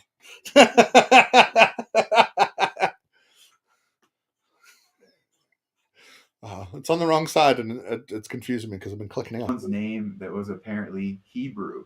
That's how it's transliterated, at least in the Egyptian hieroglyphs. So that's how it's it's how that's how it looks maybe in Egyptian hieroglyphs. It's how it's transliterated. So it's definitely exactly what it is. Like, fuck off. Come on. 100%. 100%. And remember that shoes and brains must be left at the door. But whose name? God's name. Have you not been paying attention? The Hebrews themselves, you see, it's the name of the Hebrews, and he's called Hebrew. So he's like super Hebrew. He's the Jesus we never heard of, you see. It's all right. There's a better name coming up, yeah. Seems to me really strong evidence for Hebrews living in Egypt prior to the time of the Exodus, because you really can't get more specific than names that are used by a particular ethnic group. We can't say that like this pottery form was only used by the Hebrews prior to the Exodus. That just doesn't work with material culture. So I mean, it totally does, but hey. We can tell the difference between shit. Egypt, was it Judah and Israel both built six pillared chambered rooms, made of the same material, but one we could tell that one was made poorer and one was made better, and when that changed. We can tell these things. We can tell when people are masters of things, and we can tell when they made it because they had very particular ways to make it. Oh my Jesus Christ. Unless we just found some pottery, we couldn't tell what made it by, oh my God. We had a text that was saying the sons of Jacob were here in Egypt. The son of Jacob was like the third leader of the Hyksos, actually. So fuck off. The next best thing is biblical. No, Purple, we can't tell the difference between Greek and Roman pots made at the same time. No, we can't. We can't look at them. And, we can only tell because they painted on it. We couldn't, if there was no paint, Purple, we couldn't look at the clay and tell that the clay is made of a certain type of clay, or that it was spun in a certain way. No, we couldn't tell any of these things. What are you on about? They were all smashed by a small man in a green outfit with a small blue thing going, hey, hey, over and over again. He wanted rupees. He went that way. There's no styles. There's no different types of nothing. I don't know what you're on about. Not having this. Hebrew names of people who are servants there prior to the Exodus. So when was this written? And this presumably... I think I must have talked over it. Motherfucker says that one of the names of the servants is Yahweh itself. Like, he goes, oh, it's almost like Yahweh because it's like YHW. And he goes, oh, it's a Yahweh. And it's like, I don't know, maybe. And this is a man who can't speak Egyptian, but can do, I don't know, a minimal amount of research on the World Wide Web that contains all the information on, basically all the information in the world. And if you just look, you can kind of tell things. And what I found out is that actually when you see the word Yahweh written in the way that it was written in Egyptian text, with like Egyptian language and stuff, that actually it was a toponym talking about a fucking place. But who cares, right? It wasn't me. It was the one-armed man. What's that fucking... So wrongfully accused that Leslie Nielsen. It was the one-eyed, one-legged, one-armed man.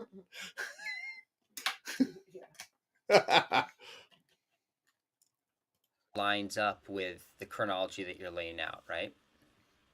Yeah, this dates to about the 17th century BC. So, the 17th century BC. It's almost like as people were coming into the Nile Delta, from Anatolia and the Semite lands of the Levant, as they came into the Nile through droughts and took over the Lower Egypt, formed the Hyksos Empire, with one of the first patriarchs of the empire, kingdom being called Jacob. But who cares about information like that? That would be negative information to everything he's saying. So hey, I'm sorry I inconvenienced his facts. It's in this time called this. See, to be, AI is better than Google AI. What I tend to do is, if the AI is giving me an answer that I find acceptable, then most of the time I use that as like Wikipedia's. You know, when you look it up and you go, Wikipedia says this, and then you search further with that basis because it said it in Wikipedia. I said that very condescendingly, and I'm very sorry.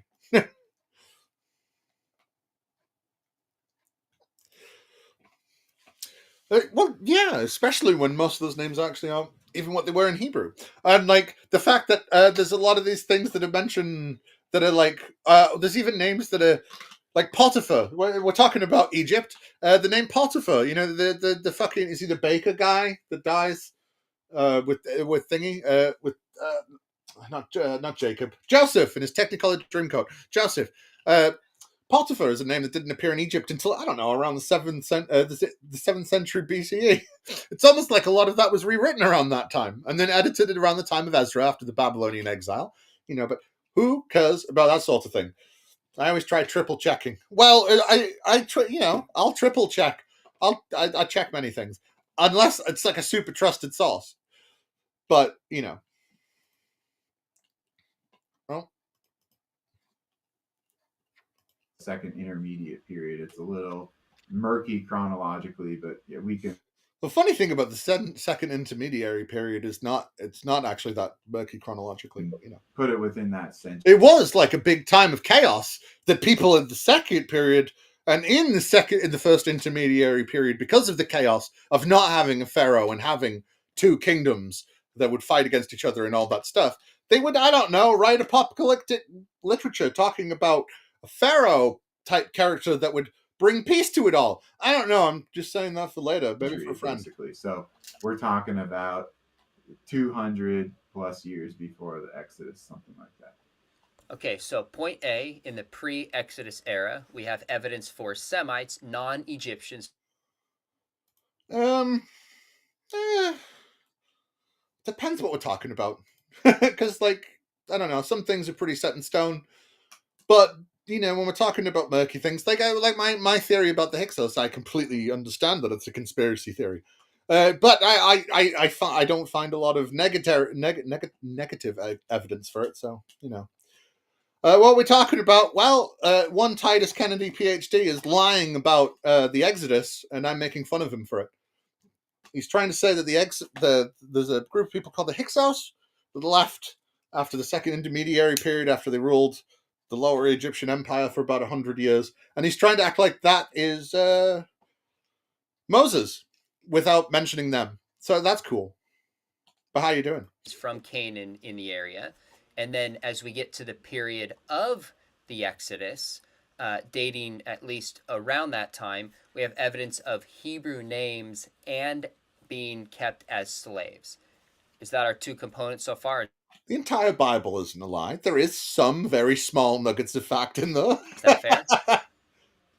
Yeah, we can look at the slavery evidence that even goes beyond this list of servants, because we have a variety of Egyptian texts and different Egyptian artwork that also demonstrates that Semites, or what they often called Asiatics, were being used. Oh, now see, do you like that further pullback? So we go Hebrews, then it's Semites, now it's Asiatic people. It's the Asiatic people. It's God.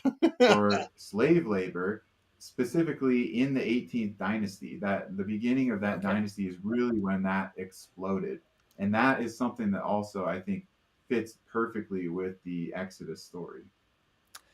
So is there evidence, archaeological? You're right, Purple. You're 100% correct. I didn't mean to click that button, but I meant to click that button. Exactly. No, you're 100% correct. We should go listen to the cats, but you should keep cats indoors. Don't let them out. The murderers. Evidence that slaves were forced to work, such as constructing buildings, making bricks, as the Exodus story reports. And what would Wow. that evidence be?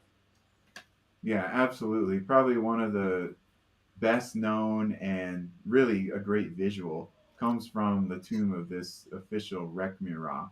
And on part of the walls there, there's a scene in which it shows foreign slaves, some of whom are Semitic, making mud bricks and then Mm-hmm. carrying these bricks over and then constructing buildings. But we also know that this happened from other Egyptian texts. There's a one of the Hermitage papyri that also talks about immigrant people, Semites being forced into public building projects. So we definitely know that was going on, just like the Exodus. Yeah, and Rekman Ra it's almost like he was a governor during, the reigns of Thutmose III and Amenhotep II. And what they're known for is driving out the like they brought order after the Hyksos left, and Amenhotep II actually conducted campaigns into the Levant after them to reclaim stuff that they took with them. Like the chariots that the Hyksos introduced into Egypt and gave them their power during that time. But hey, who cares about historical facts? Because he'll bring it up and pretend they're just going up there to fight the Jews. This talks about. Come on. And is this found in, I'm afraid I might mispronounce it, but the Louvre or Louvre leather roll? Does that support this case as well? Oh, that's good. At least it's passed. It seems to it's passed over with no damage. You don't want that. It does. That one specifically looks at mud brick making and quotas. So Oh, that comes from the 19th dynasty, okay. just after this, where I would place the Exodus period, although some would put it in that time. And this talks about how a group of slaves was no longer had straw to use in the making of Hmm. their mud bricks, which is really essential component to help keep it together. And as a result, they didn't meet their quota. So the quota is stated, Hmm. then it says how many bricks they brought. They failed to do that, and because of it, they were beaten. Now, if we go to the book of Exodus, we see the same things happen. The Israelites Wow. were part of this slave labor force that was supposed to make mud bricks. So we're talking about a guy who reigned after he says that the Exodus happened, but it, even though it's after the Exodus, he's still totally persecuting Moses, even though he says it happened around 1550 or whatever BCE, and this tomb is from around 1400, which is afterwards. So how could it be the same? Unless you don't mention dates. You vaguely talk about dynasties, knowing that most of the people that are watching this don't know jack shit about Egyptian dynasties, right? So you could go, look, it's like the Bible story, right? And if it's like the Bible story, it doesn't matter that I say the Exodus happened before this date. It's still proof that it happened in the date that happened before. I wish I could be this unfucking scrupulous when I was trying to find out things. Because fucking research and stuff would be so much fucking easier if I could just ignore every inconvenient fact. And then they weren't given any more straw, and they couldn't make their quota, and as a result they got punished, they got beatings for it. So Hmm. exactly the same historical context is happening there. Okay, I don't want people to miss that we've got good evidence, archaeological evidence outside the Bible for Semitic people in the area of Egypt before the Exodus. We have Hebrew names of people that date. No, they lived a lot longer back then because, God, it was closer to God making everyone 6,000 years ago. So they had better DNA than we do now. So they lived longer or something. To the time of the Exodus. Evidence that they were make bricks with quotas and buildings, just as we see in the Exodus story. Forget that they're like 200 years apart and one happens after the date he says that the Exodus happened, but who cares about that?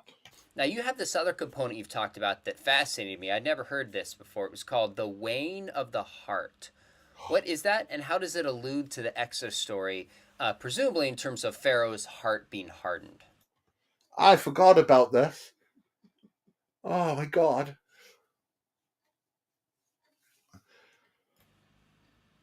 So the weighing of the heart was a process in Egyptian theology that one had to go through in order to make it to paradise in the afterlife. And this process is shown on a lot of ancient Egyptian artwork, including going back to the time of the Exodus. And Wow. Wow.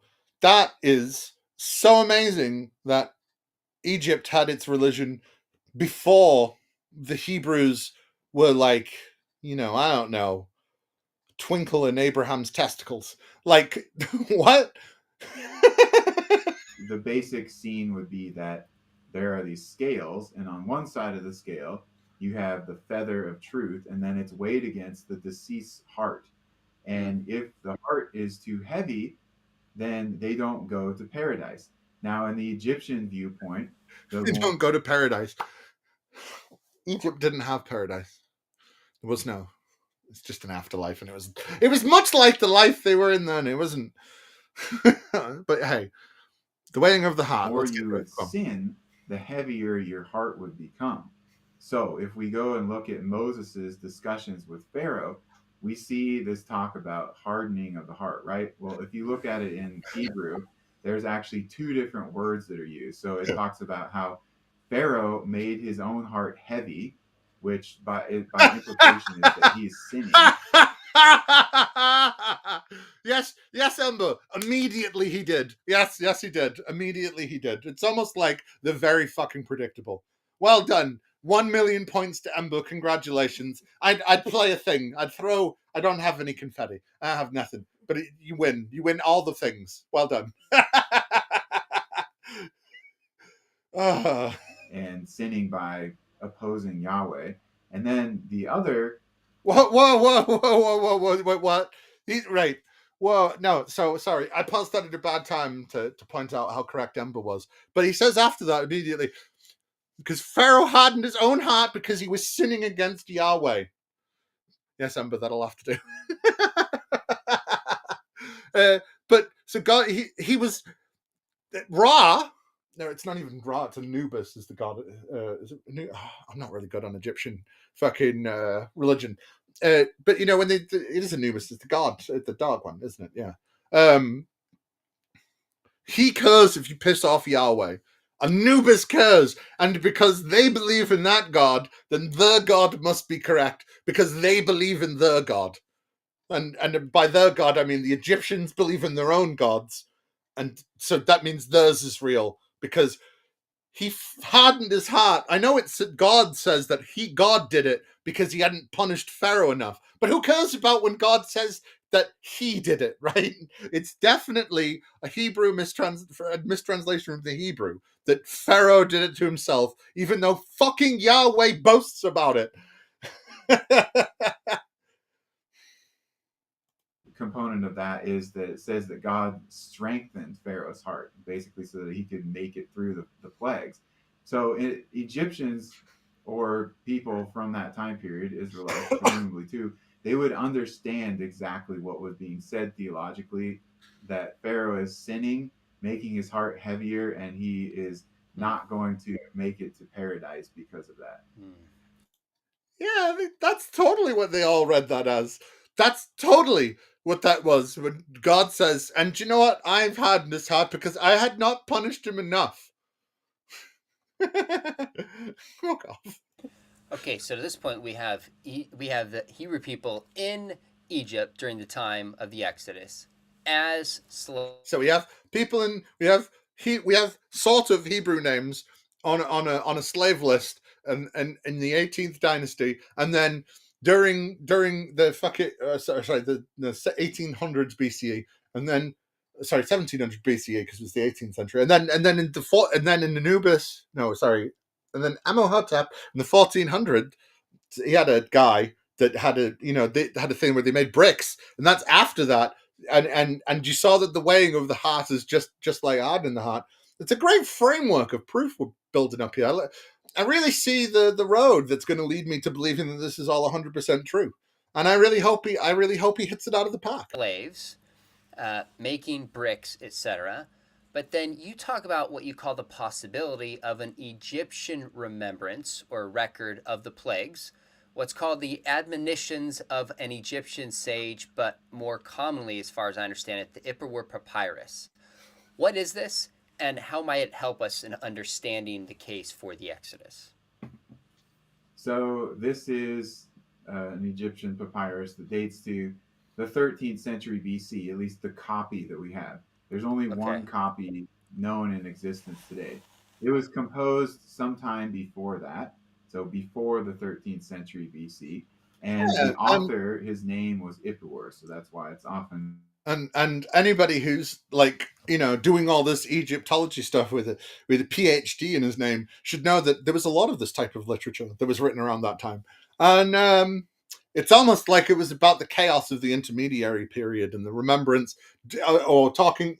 It's almost like in Daniel when he gets all apocalyptical and it says actually the world's evil and this great man's going to come. Well, that's what all that stuff was, but it was talking about bringing back the Pharaoh. Because during the old kingdom of Egypt, when they built like things like the fucking pyramids and such, they wanted to go back to that glory and they thought that that would bring them back together. So it was a type of literature that I can't remember the name of at this moment in time. But hey, it came beforehand. So when when an Egyptian makes a prophecy that isn't about the Hebrews, then it must be true because it says river of blood and a pestilence. called the Ipuwer Papyrus. Now, most scholars put the composition pretty early, like at least the second intermediate period. Some would even put it in the Middle Kingdom in the past, some even pushed it farther back. But if we look at details of the linguistics, some of the words and phrases that are used there, they only come into use in the 18th dynasty. And so it looks more like it was composed in the 18th dynasty, or at least rewritten with. Well, yeah, because in the seventh century, Judaism went from being polytheistic to monotheistic, and they had to rewrite it all. And even that's kind of guesswork because, like, the earliest copies we have of the Bible are the Dead Sea Scrolls. So that's only the second century. So pretending like we have really solid ideas about fucking things that were written in the 1400s BCE is absolute bullshit.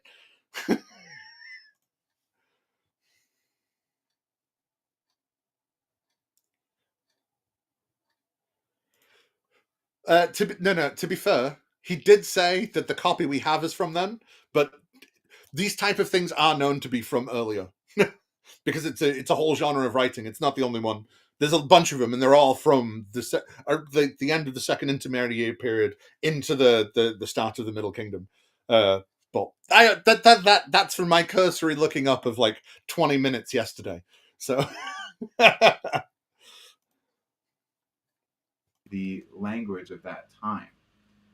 Now, the content is something that got people interested in this text in terms of connecting it to the Exodus, because in general, it's a poem that is talking about destruction and death throughout the.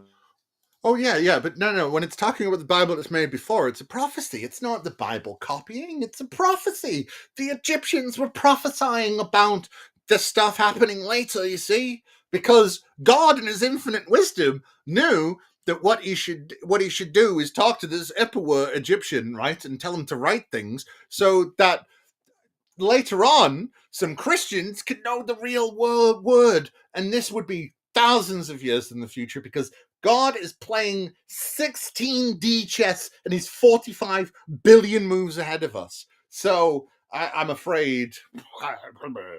And no, they're not allowed to have any myths of their own. And nobody should ever look up Egyptian tit trees. No one should ever look up the tit trees of, I think it's Isis. I used to think it was fucking Asherah, but it's not. I'm pretty sure it's Isis. Nice tit trees. Egyptian had a tit tree, and if you were out in the desert, Isis might take favor on you and then visit you with a tree made of tits. Yes, an actual tit tree. It's like each leaf was a tit, and then you could suckle from the leaf and get the milk and get sucker, so you wouldn't die. Yeah, it's great. There's a really good picture of it. If I could show it better, easier, I would.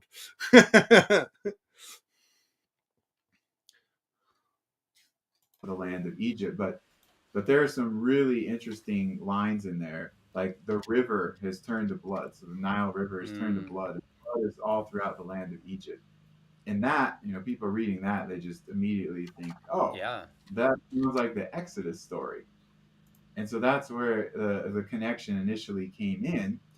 But if you read through the text, there are a variety of different components that have parallels in the Exodus story. And this is not just some crazy ideas, right? The foremost scholar in the world on this papyrus actually says in his book on it.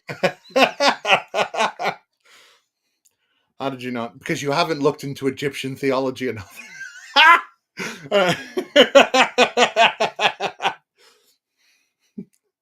I found out about it looking up something about Asherah. There was a connection to Asherah in Egypt, and then I found that, and then I mistakenly for ages said it was Asherah's boob tree, and it's not. It's Isis. But yeah, it's Frankenfrod. Of course, it's somewhat well, yeah, but all these old tales were borrowed. That's the point. Like everybody, because everybody went, these things kind of happened, and then they made their own version, and then other people came later and went, oh no, that totally happened, but it's ours. Don't worry about it. Because like half of it was, my God is more powerful than your God, so I fought you and I won. So my God is more powerful than your God, so our story's true. There's an amulet of tits, yeah.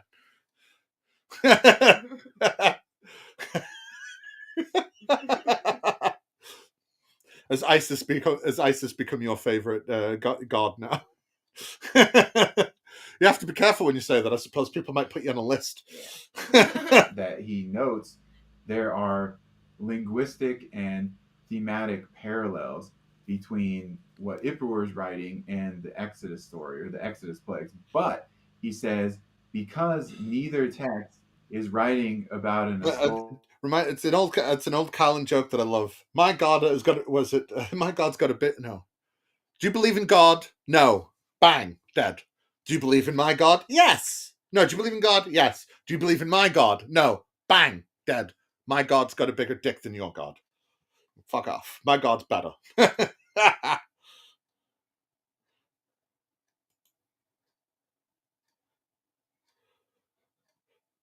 Yeah, no, I like Inanna. Inanna's the one that makes people with clay with thingy, isn't it? I'm sure it's Inanna. Or is that the one that gets chased by fucking... All these names get mixed up in my fucking head. Is it Enki and Inanna? They make people out of clay, and like, and Enki's like, all right, we'll make them, but if you make the good ones, I'm gonna make the fucked up ones, and if you make the fucked up ones, I'm gonna make the good ones, and then they have fun making people for a while, and it has no parallels to Adam and Eve whatsoever.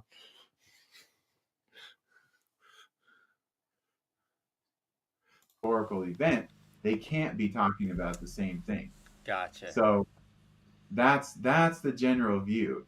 But there are things in there like the sun or the power of the sun god Ra not being seen. This darkness, the blood, as I Wow. mentioned, plague and pestilence throughout the land, grain being destroyed, some kind of disease causing physical disfigurement and pain.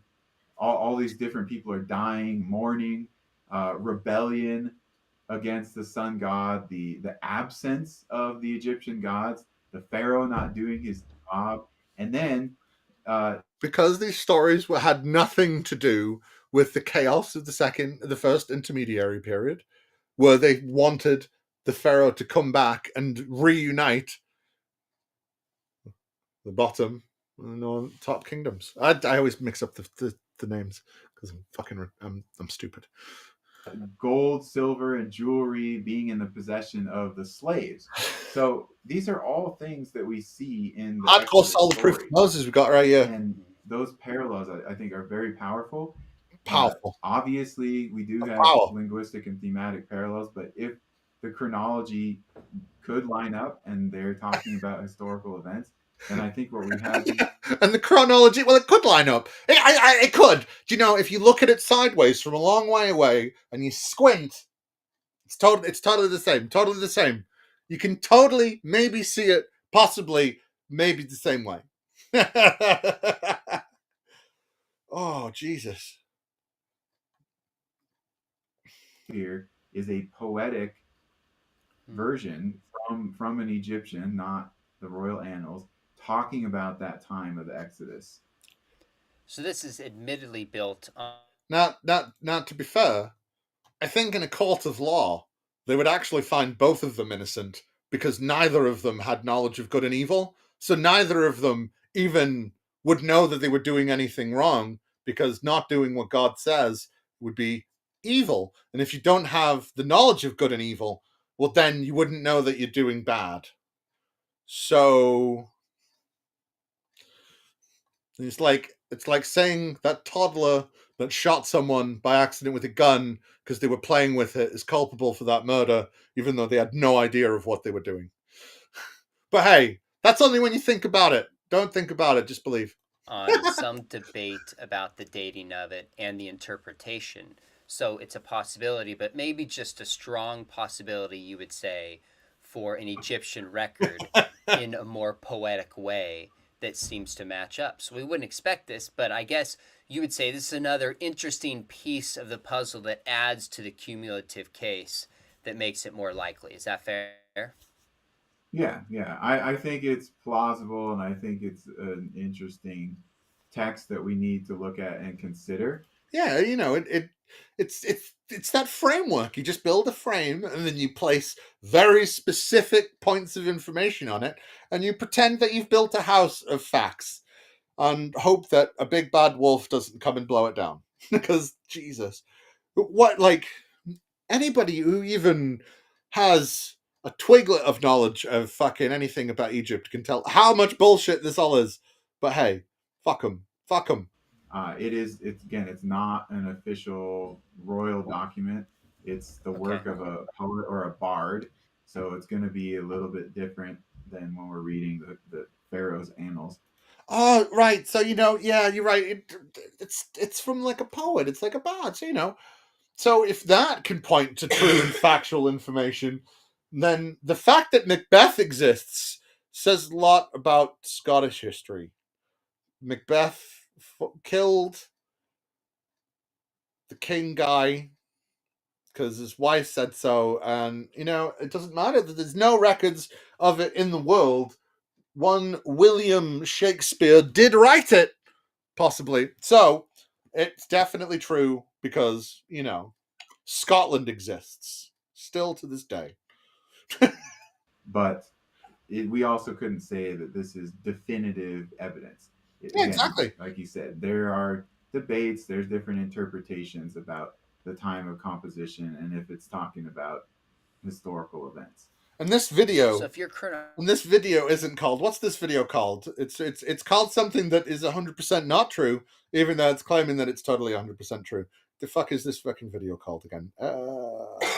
Maybe I have it just in the actual evidence for the Exodus. They got actual evidence, and so far he's presented no strong evidence. While at the same time going, do you know what? I haven't provided any strong evidence, and you're like, what? Like, how the fuck are people supposed to take this fucking shit seriously? I do not understand. Like, aside from, hey, we've dulled down the education system and made it seem so bad to be smart because it's okay to bully smart people, right? And smart people are elitists and blah, blah, blah, blah, blah. So, like, do you know what I mean? So basically, you make everybody really fucking dumb so you can spew bullshit like this because no one's going to come along and look anything up. Why would you bother looking anything up? I've come to Titus Kennedy, PhD. It's fucking. chronology is correct, which pharaoh would have ruled during this time, and is there any evidence that ties this pharaoh to the Exodus? I would take the position that the Pharaoh at the time of the Exodus was Amenhotep II. And I do Damn. believe that we have several, at least, pieces of circumstantial evidence that connect this Pharaoh to the Exodus. See, it's like I said at the start, circumstantial evidence is okay. And you see, I have actual footage of our Lord and Savior in heaven. And, you might call into question the validity of this video, but one could say that this is definitely circumstantial, weak evidence that is 100% true. And since this is 100% weak evidence that this is 100% true, we should all come together and bow our heads and not even bow our heads, watch with reverence things like One Planet Earth and Blue Planet and Planet Earth 2 and the trials of life and the trials of mammals and the trials of birds and the trials of lizards in all of the great glory of David Attenborough.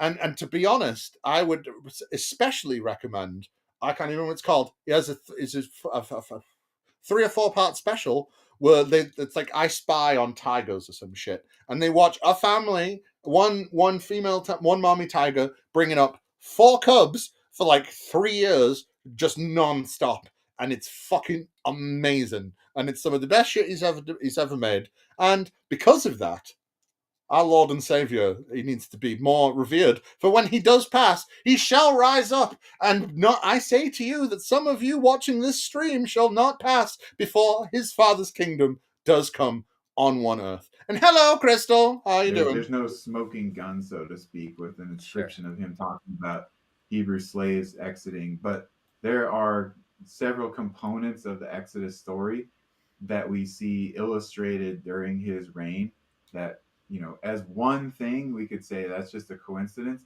but as several, it really got to get us thinking, this seems to line up. This could be the guy. It's circumstantial, and it definitely looks like it lines up, so that's cool. And I doubt he's taken any liberties. No, he hasn't. Of course he hasn't taken any liberties. He's one Sir David Attenborough, and he speaks only but the truth and tells us that we should look upon his Father's creation and what he has made and the bounties that he has given us, and we should look upon them with amazement and go, oh my God, have you seen this island where there's birds and you shout up in the sky and you don't even have to, you just go, nah, right? And then birds fall from the sky. This is because this is the bounties and the amazing beauties that his Father has given us, and we should follow him until the end. Everybody said I should be a preacher, so I decided to make my own religion. Well, let's talk about a few of those. I know you've hinted at one is the character, what we know from the Exodus story and externally from other writings about this Pharaoh. How does the character help with this? I think the character helps with it because we see in the Exodus story that the Pharaoh is depicted as extremely arrogant and stubborn. And Amenhotep is exactly that kind of Pharaoh. He even wrote in his own text that he was the greatest king that had ever existed. Wow. And then he talks about... And it has nothing to do with him being the son of Thutmose III, which is said to have created one of the golden ages of Egypt. It's almost like actually when they reunited the two kingdoms, when they came together, they were seen as more powerful, and he quashed a lot of rebellions. And it's not like all the pharaohs say stuff like that, though. No. We wouldn't want to look at any letters, say, made in mud brick, found in Tel El Amarna. I don't know. Yeah. Who cares about things like that? Crazy feats, like he could shoot arrows through the thick bronze target, which is physically just not possible. Or he could row a boat by himself faster than a whole crew of sailors. He was at the head of his army, supposedly killing all of his enemies and the foreign princes by himself. So he really seemed to be compensating for something and incredibly confident in himself. And as a result... Yeah, it's almost like all the information we really have about him is from the early years of his reign after his dad, died, and then he quashed a few rebellions. And then we actually see that for most of his reign, he I don't know, actually led a pretty peaceful reign over Egypt, and they prospered quite a bit. And then he died. Wow. It's almost like we can know some of this stuff. Well, most Egyptologists they see the things that he talks about and he writes about himself, and they just say, this guy liked to brag, and this stuff is propaganda. Hmm. But it really does at least fit the psychological profile.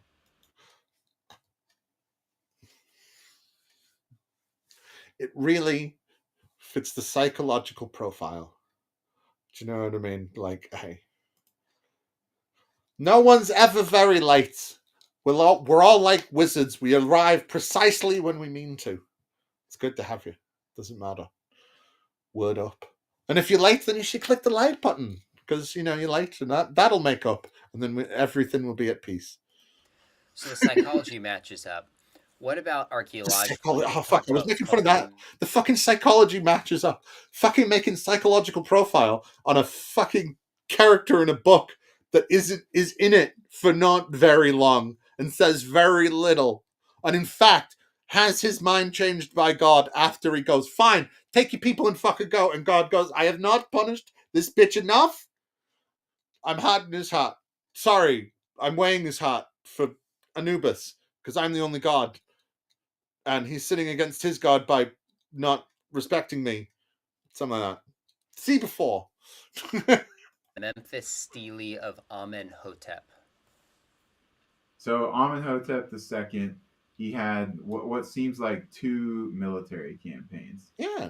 One was at the beginning of his reign, and one was a few years in, about year 9. So he says the beginning, he means in year 7 and year 9. But who cares about the other specifics that they're very close to each other? In year 9 of his reign, he talks about how he went into Canaan and he essentially did a slave raid. He took back all of these people as prisoners to be used as slaves. In fact, if you total them up, it's about 101,000 slaves that he supposedly takes back. And he says he took back over 1,000 chariots and over 13,000 weapons of war. So, Amenhotep II went into the Levant, Canaan, and up into Turkey and Anatolia, and chased a bunch of people and then took back stuff like chariots, like the Hyksos that they chased out in bloody war to unite everything and took over Avaris, and then Amenhotep would go in there and try and get some of them that were fucking possibly amassing a force and took chariots back. The chariots that the Hyksos introduced into, I don't know, Egypt sometime around the 1600s to 1500s BC. Who cares about any of those facts? Because you could just talk around him and make sure it's Moses. And hello, Mr. Beverly. How are you doing today? And Mr. Beverly, I was supposed to email you before, but I'll tell you now. The missus has ordered the wig thing, so when that arrives, I'll watch. Ooh, hey, so when that arrives, we'll sort things out. That's cool, because me and Mr. Beverly have been working very hard to get a very popular apologist on to talk to Mr. Beverly. So it's getting all sorted. We're getting it all sorted, and it should be good. By the way, like, subscribe, do all the things, and go watch my latest parody video. The Pope bites the dust. It's very underloved. Very underloved. So if we're looking at the Exodus happened just before this, and they lost a big component of their slave population, and they lost all their chariots, and they lost a bunch of soldiers. They need to resupply. And Egyptologists look at this text and they say, again, this is exaggeration. It's some propaganda. He didn't take that many people or all that stuff, probably. But, whether he did or not, what the text demonstrates, I think, is that he wants to show people that he has done this. So if those events happen, it would really make sense that he wants to put this out there for everybody in Egypt to see. Guys, I fixed the problem. I got some new slaves for us. I got chariots. I got weapons. We're going to be okay. What about Moses serving in the court when he's younger? And right. Then... Wait. So let's before he moves on, let me just get one last little fact straight. So in the Bible, he stays in the desert for 40 years, and then what? He dies, and then Joshua violently takes over Canaan and establishes, judges or whatever. I know he doesn't do that, but it's what it turns into. And in none of that does it say Egypt came in and fucking ravaged us and took loads of chariots. I know when we said we left, we didn't take any chariots. I know it says that you didn't, like, oh my god. So so it's not dumb to, it's never dumb to ask questions. It's never dumb to ask questions. And questions aren't dumb. Was it so?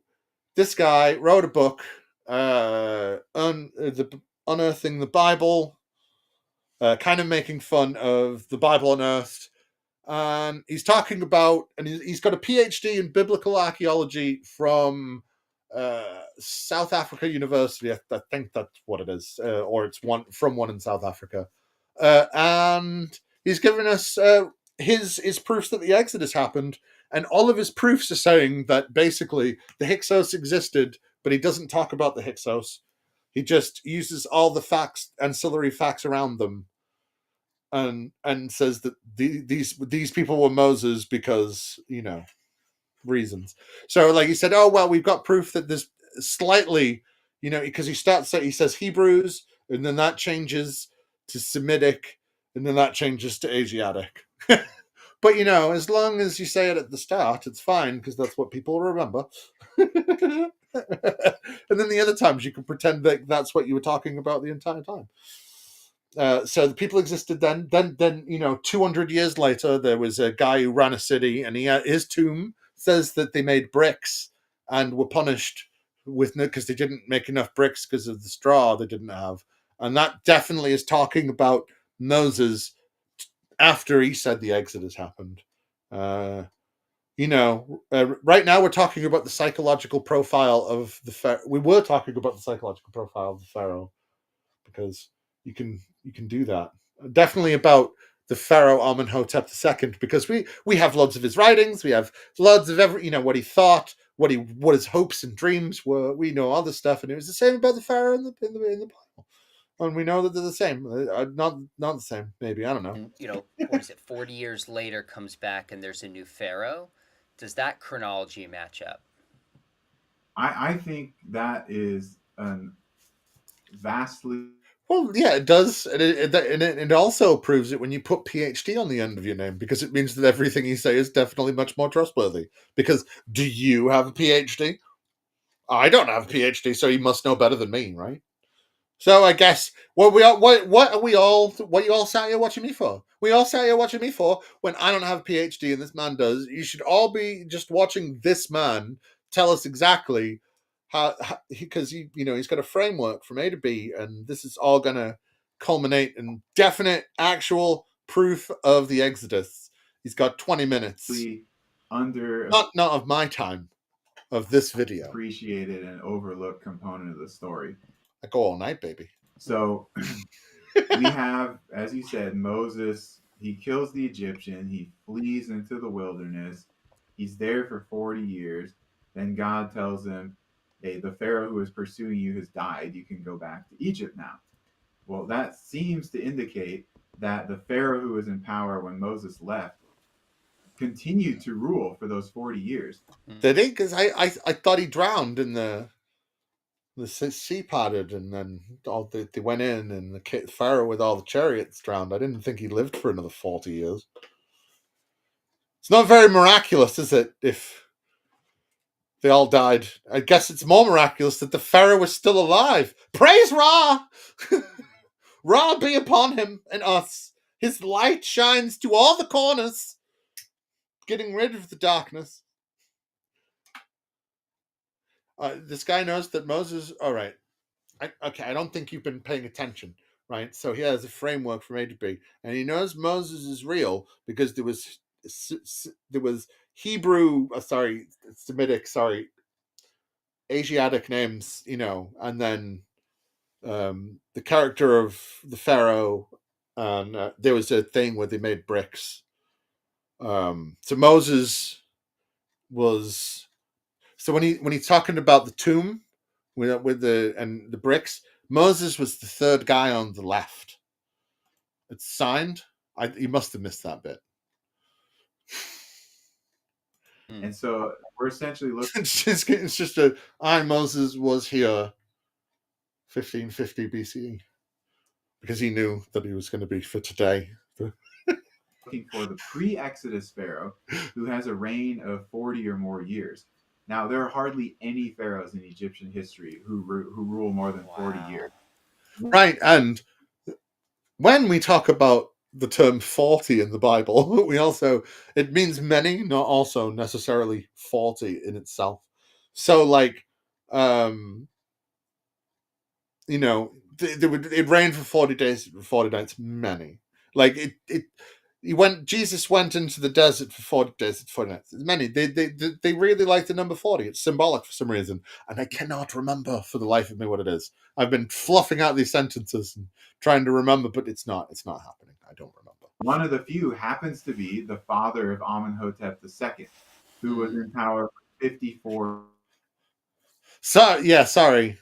Yeah, I forgot you came in late. I was trying to be more condescending to Titus than you, so sorry about that. For years. So I think that is something that lines up really nicely. And again, it's circumstantial, but we don't have many options at all in terms of where that could be placed in Egyptian history. That's amazing. Like, I realize people are going to assess this evidence differently based on their expectations, their understanding of scripture and history. But to me, this is more than I would have expected as you piece these parts together that fit the story of the Exodus. Now, yeah, all these pieces really come together to make a real firm. Next one we're going to talk about, when I read it, I was unaware of this and kind of blown away. He was aghast. You talk about evidence for the plague involving the death of the firstborn, and in particular, the death of the Oh, Jesus, I forgot about that. son of Pharaoh, and what's called, I believe, the dream. Oh, yeah, totally remember. There was another thing as well. Moses definitely exists because when you die in Egypt, they thought that Anubis would weigh your heart, right? And because of that, when Pharaoh, God hardened Pharaoh's heart, that's really a Hebrew mistranslation, and Pharaoh was hardening his own heart because he was sinning against Yahweh, and that's proof of Moses as well. So we've got really good proof. Are you not believing yet? I'm believing. Stele. Talk about that. Yes, so the dream stele was situated between the paws of the Sphinx. So everybody knows about the Sphinx at Giza. And this came about what seems to be as a result of the next pharaoh, so Thutmose IV. He was the son of Amenhotep II, who became the next pharaoh. He seems to be needing divine endorsement to legitimize his role as the next king. So he writes this text and places it there, and he gives us this whole story where he talks about one day he was out hunting and he took a nap by the Sphinx. And the god of the Sphinx came to him and said, "Hey, if you clear the sand away from me, I'm going to make you the king." So he's giving him a divine endorsement and blessing. He does this little thing for him. And so it makes it sound like all along, Thutmose IV was the son who was supposed to become the king. And the gods, they had set that up and they gave him a special divine revelation that would happen. And so everybody in Egypt should be like, oh, this is great. The gods, they knew what was going on. They planned it. Because the thing is, Thutmose IV was not the firstborn son and heir of Amenhotep II. He had an older brother. In fact, his older brother seems to appear on that stele, the figure of him, but he's partially scratched out. We don't know a whole lot about him. It seems his name was also Amenhotep. He was a priest, and he just disappears from history. Presumably dies rather than fled Egypt or something like that, or just stayed a priest. Proof. Remember, this is proof of the firstborn plague. Okay. This happened, right? This happened sometimes, but it's really interesting this sequence of events where it's situated chronologically. We might have the mummy of this prince, maybe. There's a possibility that it's this mummy called Unknown Man C that was found in the cache of these royal 18th dynasty mummies. Well, There's some other ideas. Pull it out and perform an autopsy and see if it was killed by, a cloud of death that killed the firstborn if you didn't use the lamb's blood, because God wouldn't know who you were because you needed to paint the door. So, and you could tell. No, no. To be fair, that was something I was going to mention throughout, and I completely forgot to. He doesn't seem very impressed by some of it. He doesn't, but he does. Even though he doesn't seem impressed, he gives no pushback whatsoever. He asks for no further clarification. He just lets it roll. He is about instead of a first son named Amenhotep, he had a different name. But anyway, we know that Thutmose IV was not the firstborn son, and his older brother, who was the heir, disappeared mysteriously. So he seeks divine endorsement. Again, if these plagues happen and the firstborn of Pharaoh died, then we would expect something like this to happen. That is so interesting. There's far more pieces of this story that we have possible connections. Oh my god, that's so interesting. Like, yeah, wow. Yeah, he said he had a dream, and we don't know about his brother. So that's the 10th plague confirmed. Man, I wish we could use this little evidence for so many things. I wish we could just fucking pluck this shit and just go, hey, it fits my narrative, right? Motherfucker. Connections to that are what we would expect if it were true. But is it fair to say, we're going to get into more of the evidence, that because people begin with the assumption, many scholars, that this is mythological, that they're not looking at this evidence, not piecing this together, interpreting it in a different fashion? Is that fair? Is it fair? Is it fair that they're interpreting this in a different fashion? Is that what they're doing? Or is it that actual scholars, this man has driven me to drink. Nice Singleton.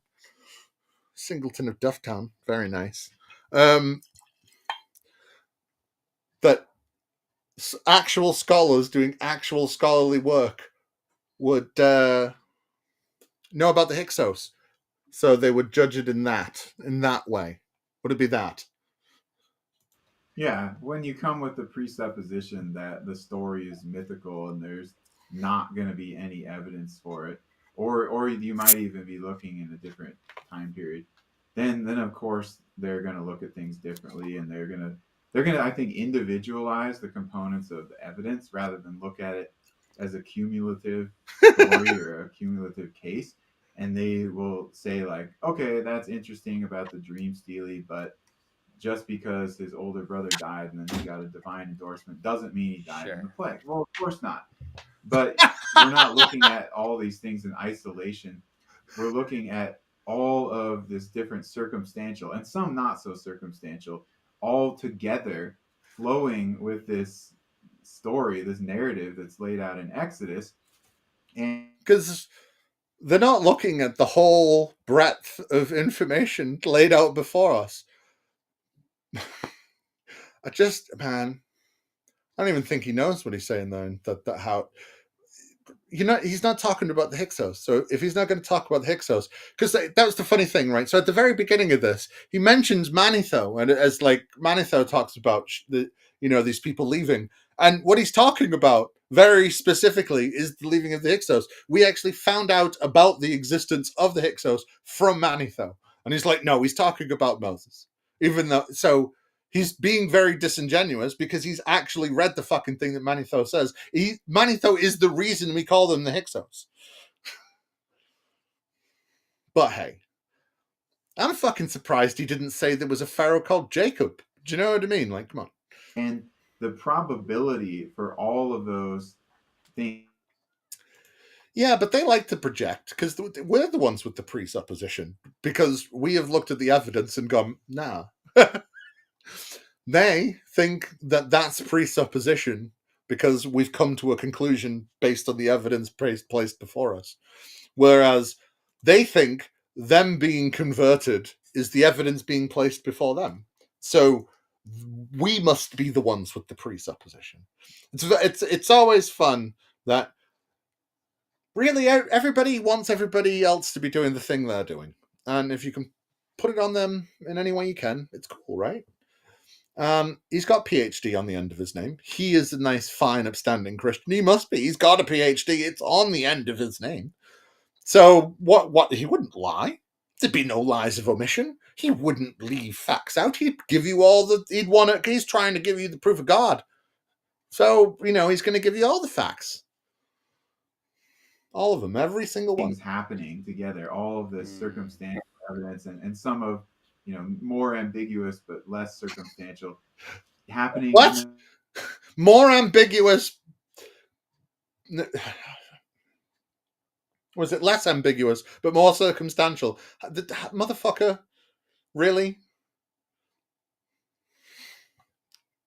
The right sequence, the right time, all the right way. That probability is so low that I think we're able to say we have strong evidence for the plausibility of this story being corroborated archaeologically. Titus, it seems like those who take a different position than you. We have strong evidence for the possibility that maybe this is going to be archaeologically sound. Man, you can tell this fuckers, they know they're 40 minutes in because only the most devout and the most fucking thingy you're going to watch. You know what I mean? Like, come on. Yeah, more ambiguous, less circumstantial. That was it, yeah. Like, it's a Jordan Peterson thing, isn't it? Where you say a lot of big words together that sound like they should go together in some way, and people go, yes. Especially with, you see, both of them got a nice shelf of books. One of them's got glasses on. They've got a nice jacket, a nice shirt. Like nice, fine, upstanding, trustworthy Christian men. Why would they, just lament the lack of what they consider positive evidence? Is there, on the other hand, is there evidence put forward against the biblical position?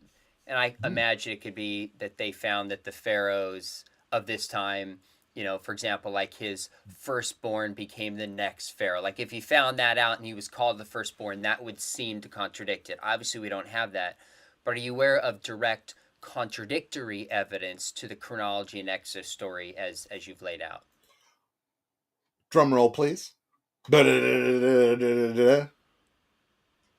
I don't think so. In the fuck the Hyksos, man. 18th dynasty. I mean, I really think the main argument against it is either an absence of evidence or it is a presupposition that this story is mythological.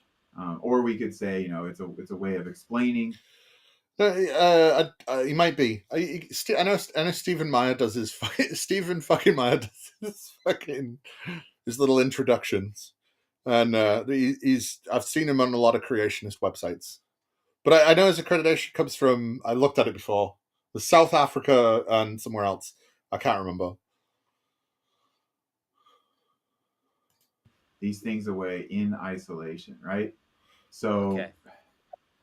Yeah, where is the negative evidence, right? If we have the Hyksos is mighty negative evidence, but hey, fuck him, and it's even called the fucking one of the first pharaohs is even called Jacob, but who cares about that? Because it kind of says Hebrews and it kind of says Yahweh in a list of slaves. You think they'd jump all over? You see that Levantine pharaoh called Jacob? And I think one of the more difficult ones. Then maybe he doesn't know about them. I don't know. It's little Pam. It's not even that big of a book. It's just it's just a list of like different things to go. Look, God's real, kind of. Like he tries to say. So the Enuma Elish is the Assyrian creation book, I think. it's got the flood and stuff in it. And he basically tries to say that because they said it, well, it means that his God's real because it's kind of the same. So,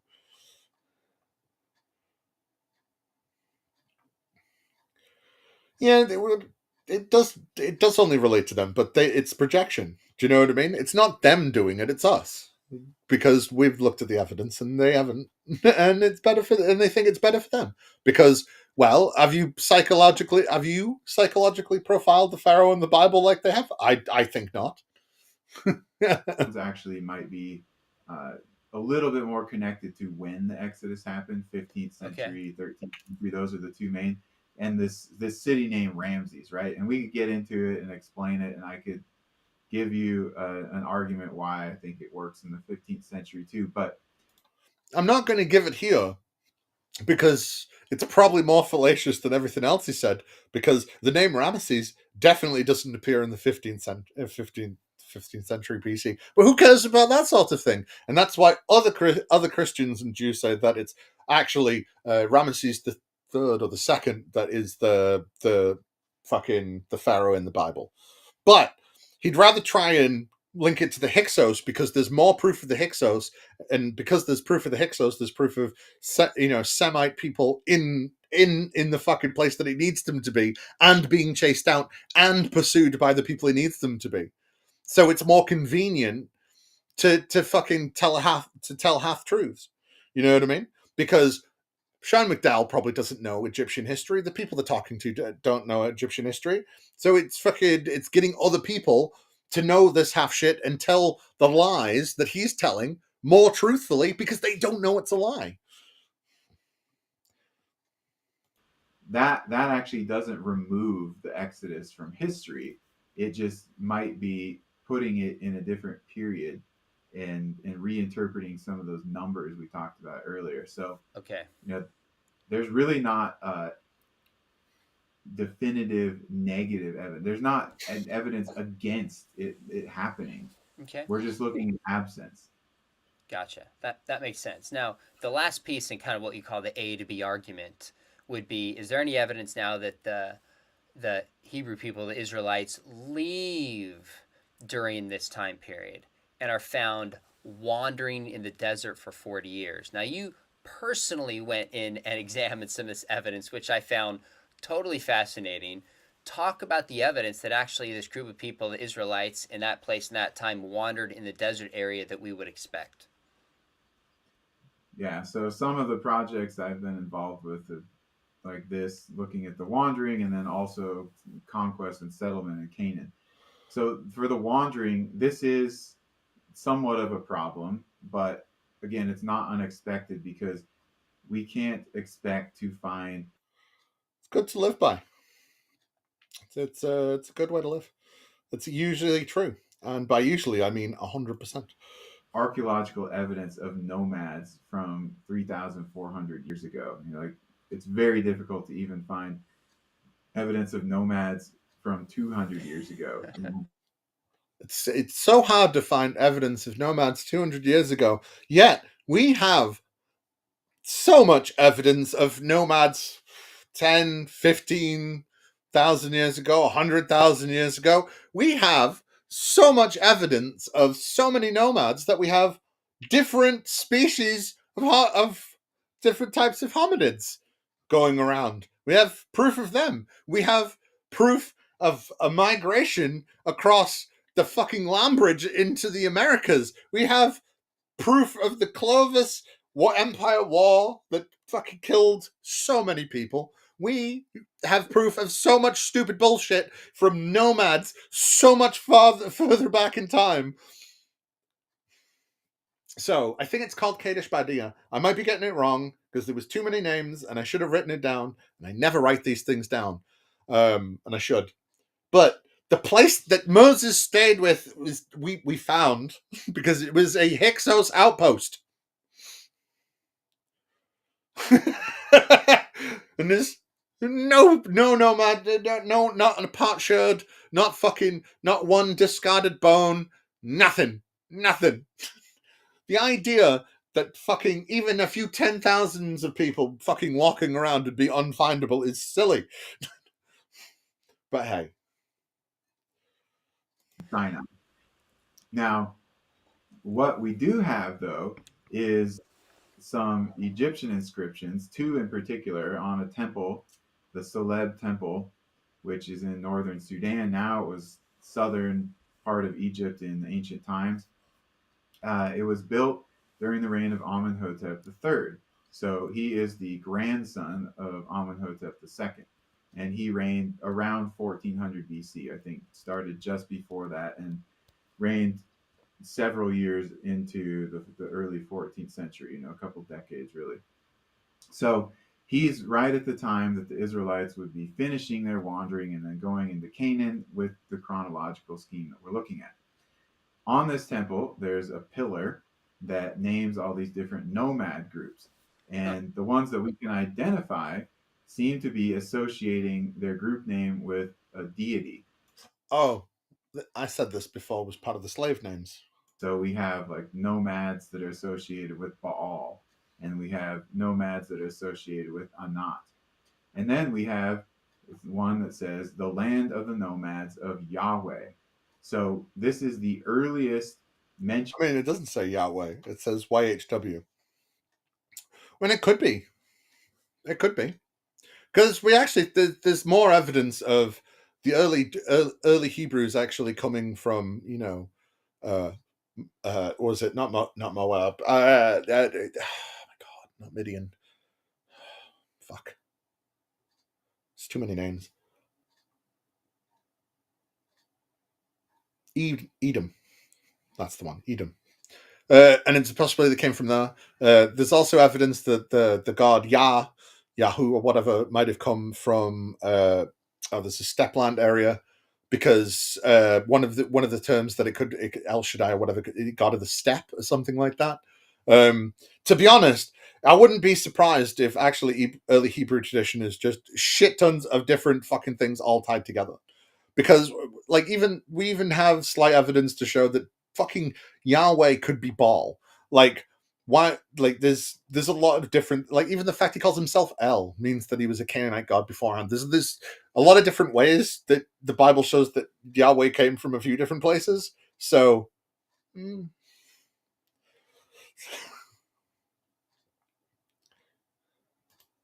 Of the name Yahweh that's ever been discovered dates to around 1400 BC. It's on an Egyptian temple of Pharaoh. So the Egyptians knew the name Yahweh way back at that time. Even the Pharaoh was familiar with it. This inscription is actually found also on a wall of that temple. There's a slightly different format, but it also mentions these nomads of Yahweh. So what in the world are nomads of Yahweh doing mentioned on an Egyptian temple at the end of the wandering period? El is not a general word for God. El was the head of the head of the Canaanite pantheon. Just was. His wife was Asherah. And we have lots of actual proof of Yahweh being early iterations of Yahweh being married to Asherah. The amount of Asherah figures that have been found in Jerusalem and even like the Temple Mount area is fucking ridiculous, because Yahweh was probably El to begin with. Like, why do you, like, he even says it himself. I told everyone my name was El, and it's actually not El Shaddai.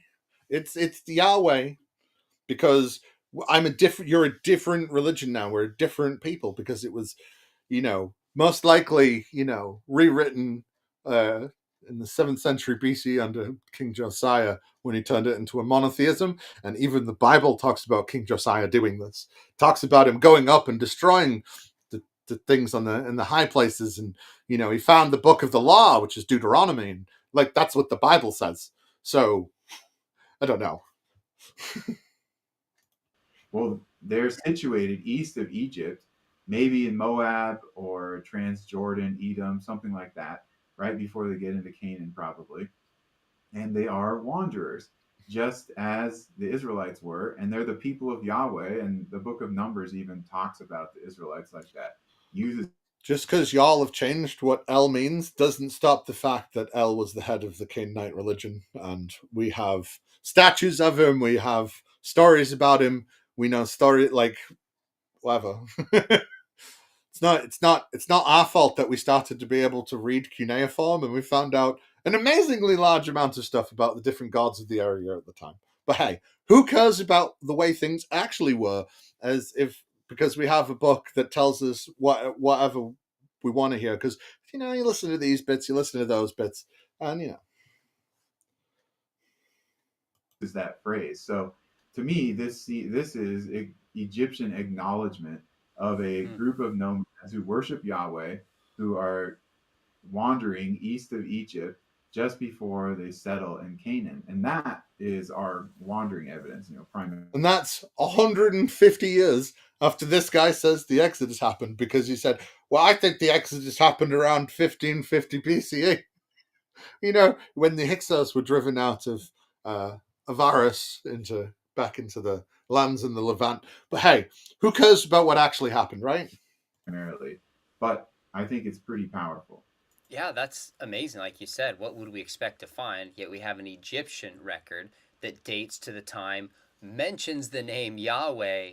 That's pretty powerful. Now, last piece of this puzzle, we talked about the pre-Exodus. There's Semites in the area, which would include Hebrew people, but others. During the time of the Exodus, we find Hebrew slaves given their names, making bricks, doing buildings. We find this account that mirrors possibly an Egyptian remembrance of the plagues itself. And ignore the hundreds of years gap between several of these events. Just ignore that many, like a century and a half, 2 centuries. Like the Pope could be much older. So forget about that. We have all these facts. Now we have evidence in the wanderings of these kind of Hebrew people, nomads of Yahweh. Is there evidence after this? I know the conquest itself is debatable, and we could do that a whole nother time. But is there evidence then for the Hebrew people showing up about the time after the Exodus and the wandering in Canaan itself? Yeah, I think we can absolutely say, even going beyond the debate about conquest archaeology, but that there is evidence of settlement of Hebrews, of Israelites in the late Bronze Age, at the end of the late Bronze Age. Yeah, there is. In Canaan. And some of this stuff comes from material culture, like pottery types that are then seen later just in Israelite context. But whoa, didn't he before say that you couldn't tell, a people from just stuff like pottery? That's what he said before. He said before near the beginning that this sort of thing wouldn't point to a culture because anyone could do the pottery. But hey, it's the end of the video. You're not supposed to remember what he said at the start. You're not supposed to have the attention span or the intelligence or whatever. Like, oh my Jesus Christ. Some other really important, more definitive things archaeologically, I think, like lack of pig bones at sites. So that was an Israelite specific practice. The what's called the Israelite 4-room house was a residential architecture that was used throughout the Israelite period until the Babylonian exile. So that's something else that points to this group of people, Israelites. And there's a huge explosion of new villages that are built and some cities that are re-inhabited. And most archaeologists and historians would say that, yeah, this is the time that the Israelites emerged in Canaan. Now, a lot of them today. Yeah. And he's going to mention the Stele of Meneptah, and it's because of the Stele of Meneptah. But, saying that they exist, the Stele of Meneptah is what? 1307? 1207.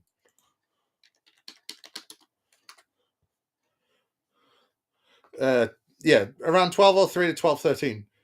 So that's 300 years after, nearly 300, 250, 300 years after he says the Exodus happened. And he goes, look, it's proof of the Exodus. They existed in this place centuries later.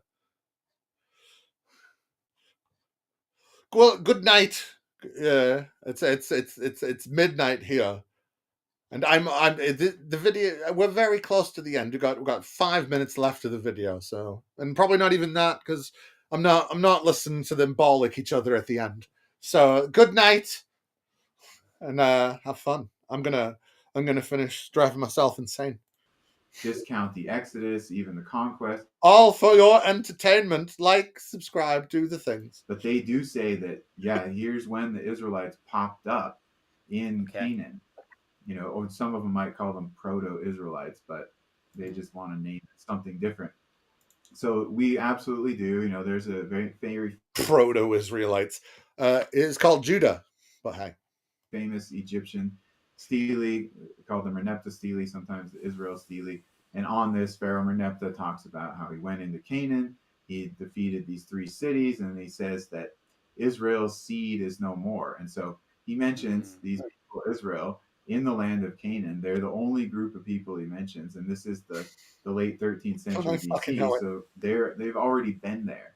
So again, this point A to point B type of argument with the names, with the name of the population group. Look, do you know what? Fuck this guy. He's full of shit, right?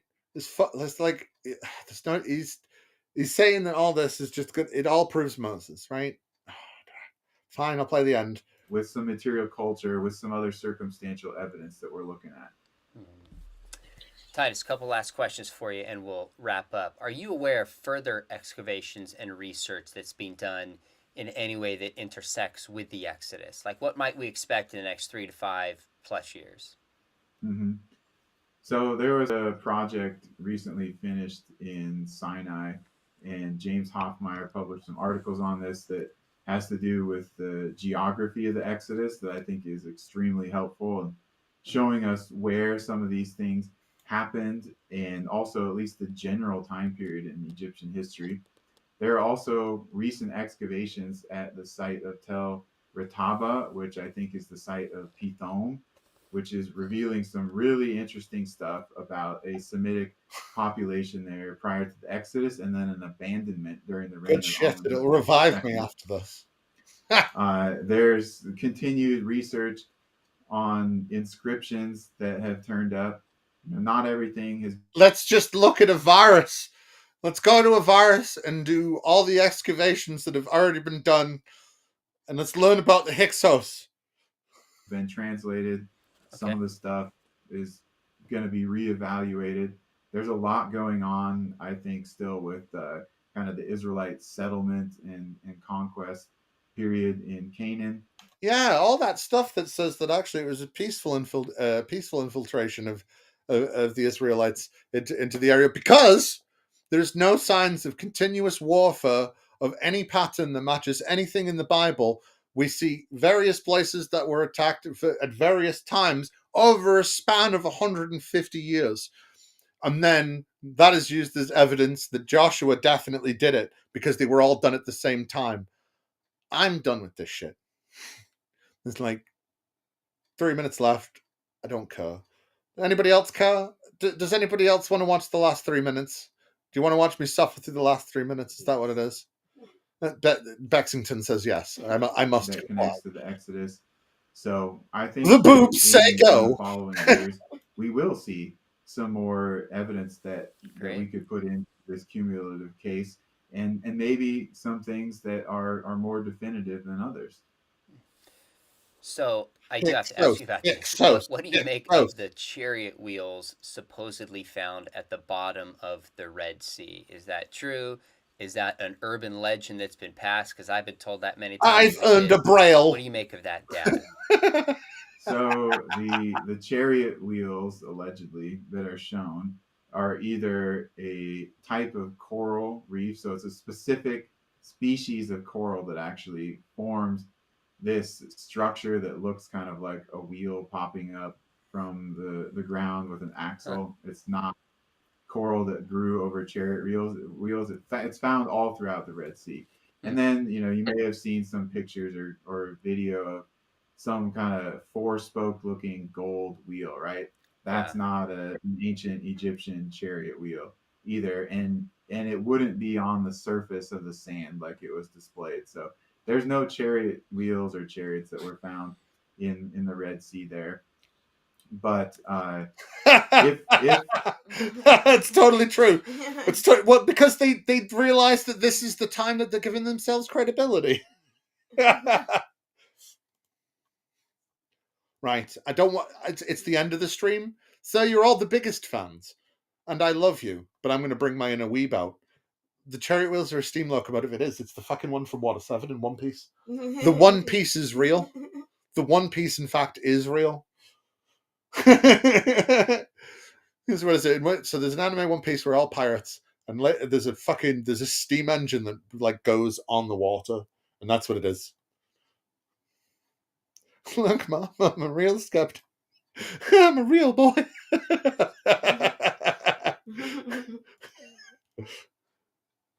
People did enough digging in these possible crossing sites, maybe they would find some remnant of an Egyptian army. I don't know. It's like looking for a needle in a haystack, but it's possible.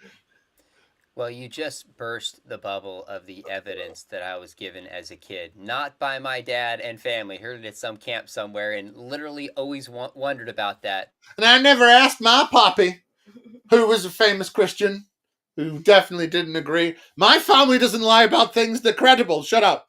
But hey, part of our job is my daddy didn't teach me. I learned it from a friend. To put forward the positive evidence, but also dispel some maybe well-meaning or not so well-meaning mistakes along the way. I got to tell our audience, you got to pick up a book. Many of the examples you gave are in Titus Kennedy's book, Unearthing the Bible. Again, Unearthing the Bible. You have great pictures that are first class. Walk through these very, very carefully. And you also... They're ball licking, and it's time to lick my balls. Like, subscribe. When the stream's done, please go comment. Put me in the algorithm. I need it. Help me. And by the way, it seems like Joe's putting an open challenge stream on to fundamentalists. So you should all go watch that, because that's where I'm going to go now. So I'll see y'all there. This has been fun. Remember, I'll be back tomorrow with Jimmy Tux, reading through Braxton Hunter's core arguments. We'll finally, hopefully, get through the fucking cosmological argument. And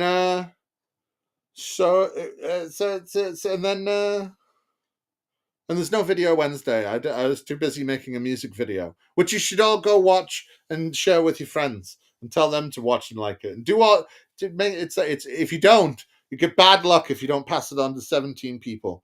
Because I got it from a demon, and I had to pass it on to 17 people. So now you have to pass it on to 17 people, who then each have to pass it on to 17 people, and then they each have to pass it in ad infinitum. So that's cool. It's been fun. I'm going over Joe's channel now. Hopefully I'll see you there. Oh yeah.